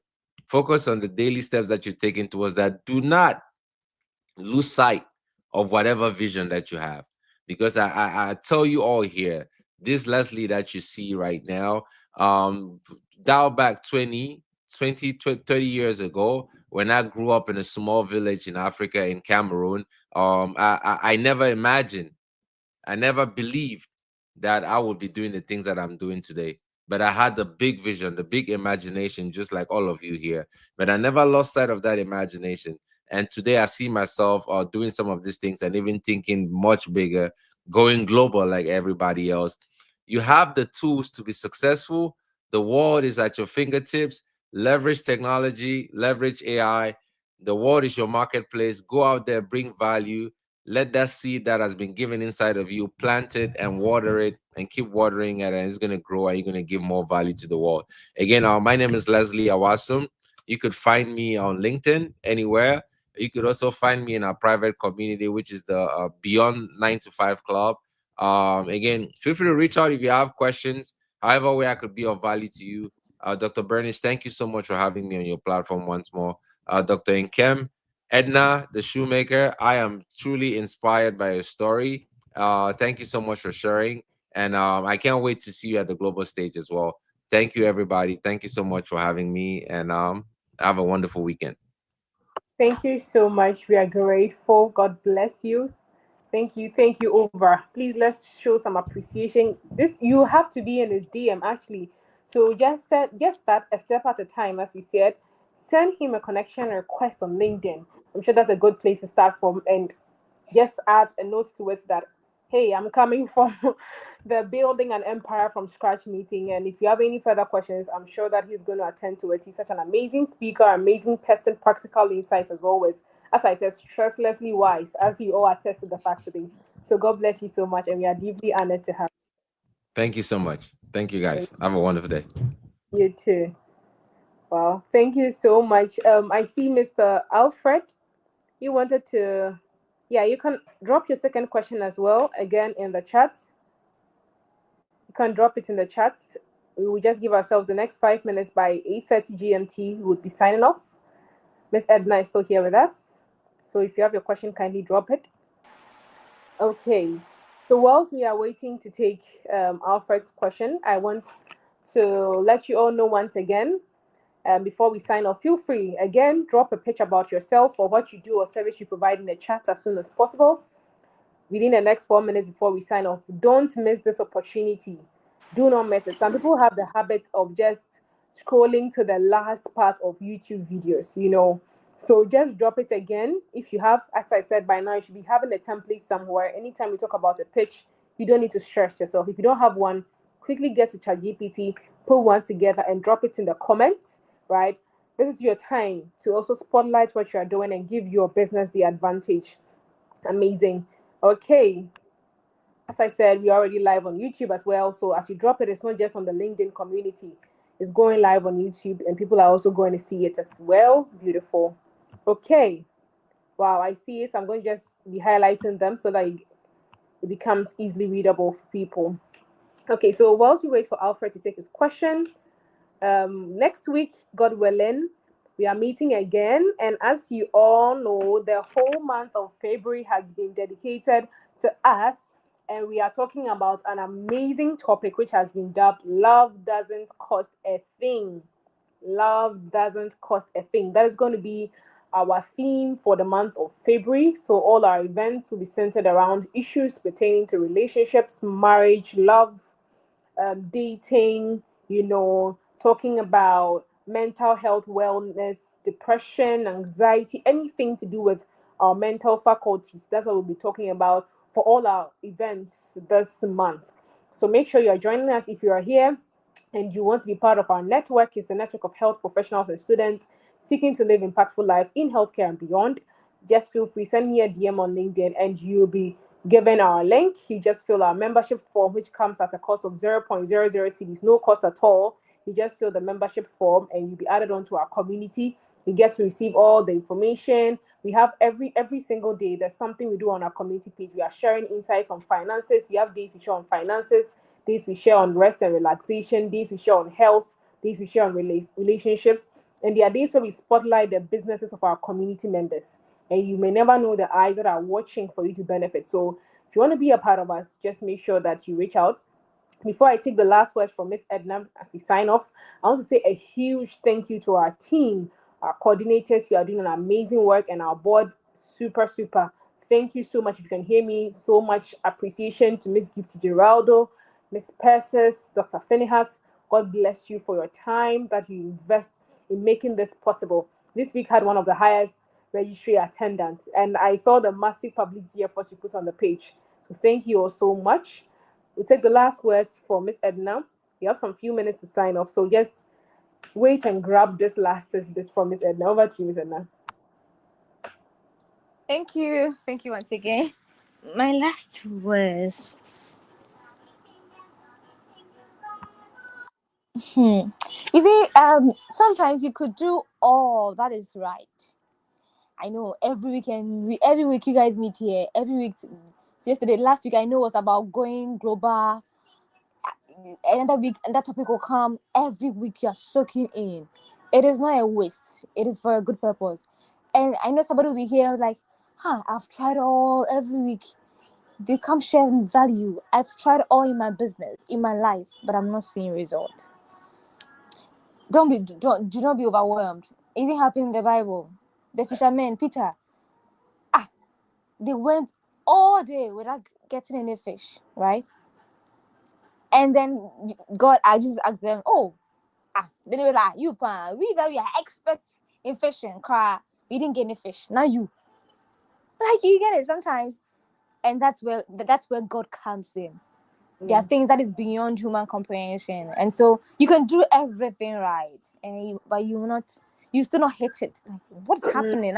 What am I doing wrong? That's where sometimes you need to introduce the God factor, and Yeah. everything will be very fine. And so when it's not going on well, pause and go back to God and just tell him to forgive you. You've come back. You should take lead. And when you take lead, trust me, nobody encounter God and be disappointed. He will never let you be disappointed. Trust me. Beautiful. Thank you so much. Thank you immensely for your time. This has been an amazing discussion. Seriously, like today has been so good. And as I said, I loved the flow, the synergy of energy that was going on here today. I can't thank you enough. God bless you so much. Dr. Nkem, thank you so much. I know probably you're at work, you started active work by now. But if there's anything This was else, so good. This was so good. I just wanted to beautiful. kind of just say, I can't put my camera on, but if you can hear me, I think what you're doing here is so amazing. And it's just beautiful to see, people are learning so much. And it's because you decided to make a difference. You decided to stand out and do something really cool. So like applaud yourself. And then everyone here, who is here, you're taking the first step. You're buying into, you're trusting in yourself and the vision that God has put on your heart, and you're ready to take it to the world. So please don't be afraid. Fear is something that can limit you so easily, and it'll stop you from taking the first step. It'll stop you from doing the thing that you know that you're supposed to do. So I just want to say, take courage in that you have the idea, you have the thoughts, and now it's time for you to just go out there and do something. And I just want to say, like, if you need help, or if you need to start, if you need someone to like bounce ideas from that you don't know where to start. When I was starting, I got so much help and so much, so much help, so much knowledge, so much wisdom from others. So I'd love to share that with anyone who wants. So LinkedIn is my favorite platform, but feel free to reach out to me there. Let's connect, and then I can just like kind of help you walk through, in addition to what Dr. Bernice is doing for you. So thank you so much for these 2 hours. I learned a lot. So, and I know it's who's already in the game, I learned a lot. So I imagine, new people, don't feel overwhelmed. It can be a lot. Just take one thing, just decide, I'm going to take one thing and run with it. I think that's the most important. So once again, thank you, and have a wonderful evening, everyone. Thank you so much once again. We are so grateful. God bless you so much. Wow, today has just been amazing, and I can't thank you all enough. Okay, so Alfred, I see that you're wanted to know that how do you get the people to believe your vision? And because there was a person that you had a vision, the person who had a vision and actually spoke with his lecturer and the friends, and they didn't show interest, right? And I really love the response that Mr. Bernard gave over there. Start something on your own with the little that you have to build some traction, and people will join you if they see you onto something. One of the most amazing things I've discovered in life is the principle of growing your business is to there's this word in a book I read called television. They said you need a television, not a literal television, but breaking it down to say tell your vision. Yes, you need to tell your vision to someone. However, you need to know that you need to know the time and the period to be able to sell your vision to someone. Sometimes you yourself have to build up the momentum in your vision well enough before you start to sell your vision. Else, if you are not well grounded in that vision and you speak to somebody and the person is not siding with you, you may end up just giving up on it. So the fact that you need to put your vision out there doesn't mean that right from scratch you need to tell anyone or every single person. Put yourself out there, tell your story, own your story, right? And I always strongly believe that as you own your story, the Lord Himself will bring people who can help you and buttress your vision. Hardly did you see people when Jesus met the disciples and He was calling them to join Him to do his work. Anyone he appointed, anyone he called, even though they all had things they were doing, they laid down their nets. Others put down what they were doing and they followed. But this one had cooked his vision. Jesus had cooked his vision for over decades before first going out to seek out disciples. So don't always be in a hurry. Just first work on your vision, work on your plan. As Mr. Leslie said, not just the short term, look at the long term. Grow with it to a point before you start to bring people in. And mostly the idea about collaboration and money, something that, as I was saying, that they are very intricate parts of business you need to be very cautious about. Anytime the factor of collaboration and partnership comes into play in business, the very first thing that keeps heightening is the aspect of transparency. So you have to be very mindful of the people that you introduce, especially in terms of your monetary aspect, right? Personally, for me, the people in my very close circles that I share a lot of things, even beyond this network, are people that I have not known them for like just the minimum number of years I've known any of them will be 5 years. So you need to harness your relationships to a point where you can begin to trust them with money. Because one of the very foundational things in relationships that grows relationships is the trust of money. And that cannot be introduced at the early part of building a relationship. You need to harness it to a point that if you tell this person I'm leaving $10,000 in your account, you go back and you find the same thing and sometimes even better. So just harness your relationship, make time, build it before you start introducing these concepts of partnership and collaborations. I don't know if that answered your question.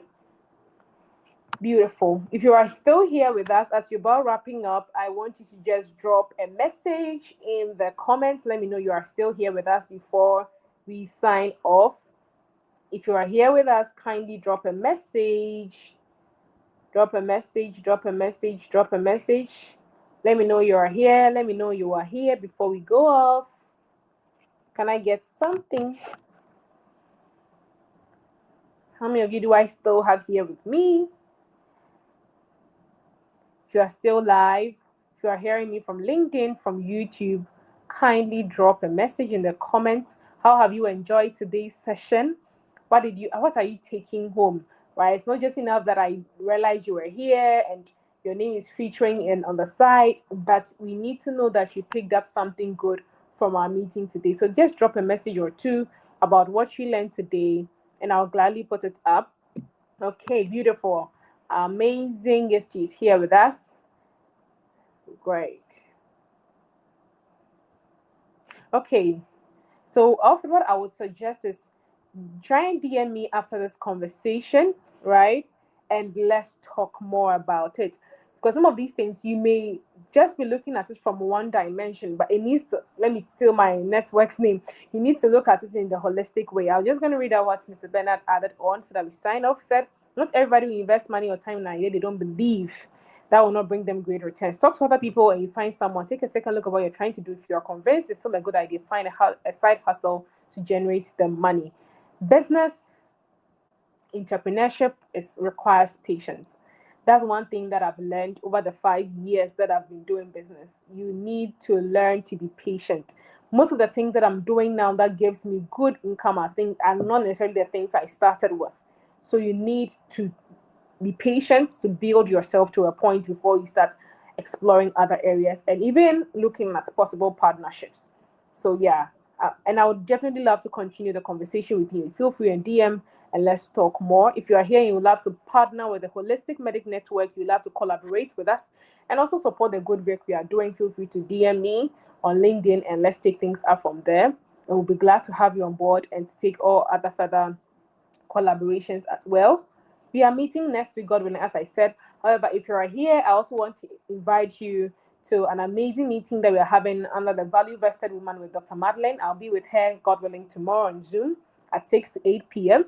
So if you are here and you're a woman, or of course you're a guy, but you want to learn more to impact the women in your circle, do well to join us. And I'll sign off by saying this quote I always love. It is not a day's action that will lead to results. It's a daily action. It's not the day's action that you do. It's not just what you did on Monday and left out. It's what you did on Monday, Tuesday, Wednesday, Thursday, through and through and through. So keep doing your best. Keep giving your shots. Rome was not built in a day. Definitely, it's true. but parts of it were built in a day. Maybe a part of the wall was built in a day. Maybe the furniture was put together in a day. So Rome wasn't built in a day, but parts of it were definitely put together in a day. Do not underestimate the day. Today is 25th of January already. Are you going to let the rest of the year go to waste? Someone said that January was a trial period. That should not be. You can't waste 31 days and say it was just a trial period. Make every single day count and your life will matter. This is the Holistic Medic Network, seeking to empower health professionals and students in the health space to live impactful lives in healthcare and beyond. See you next week. Bye bye.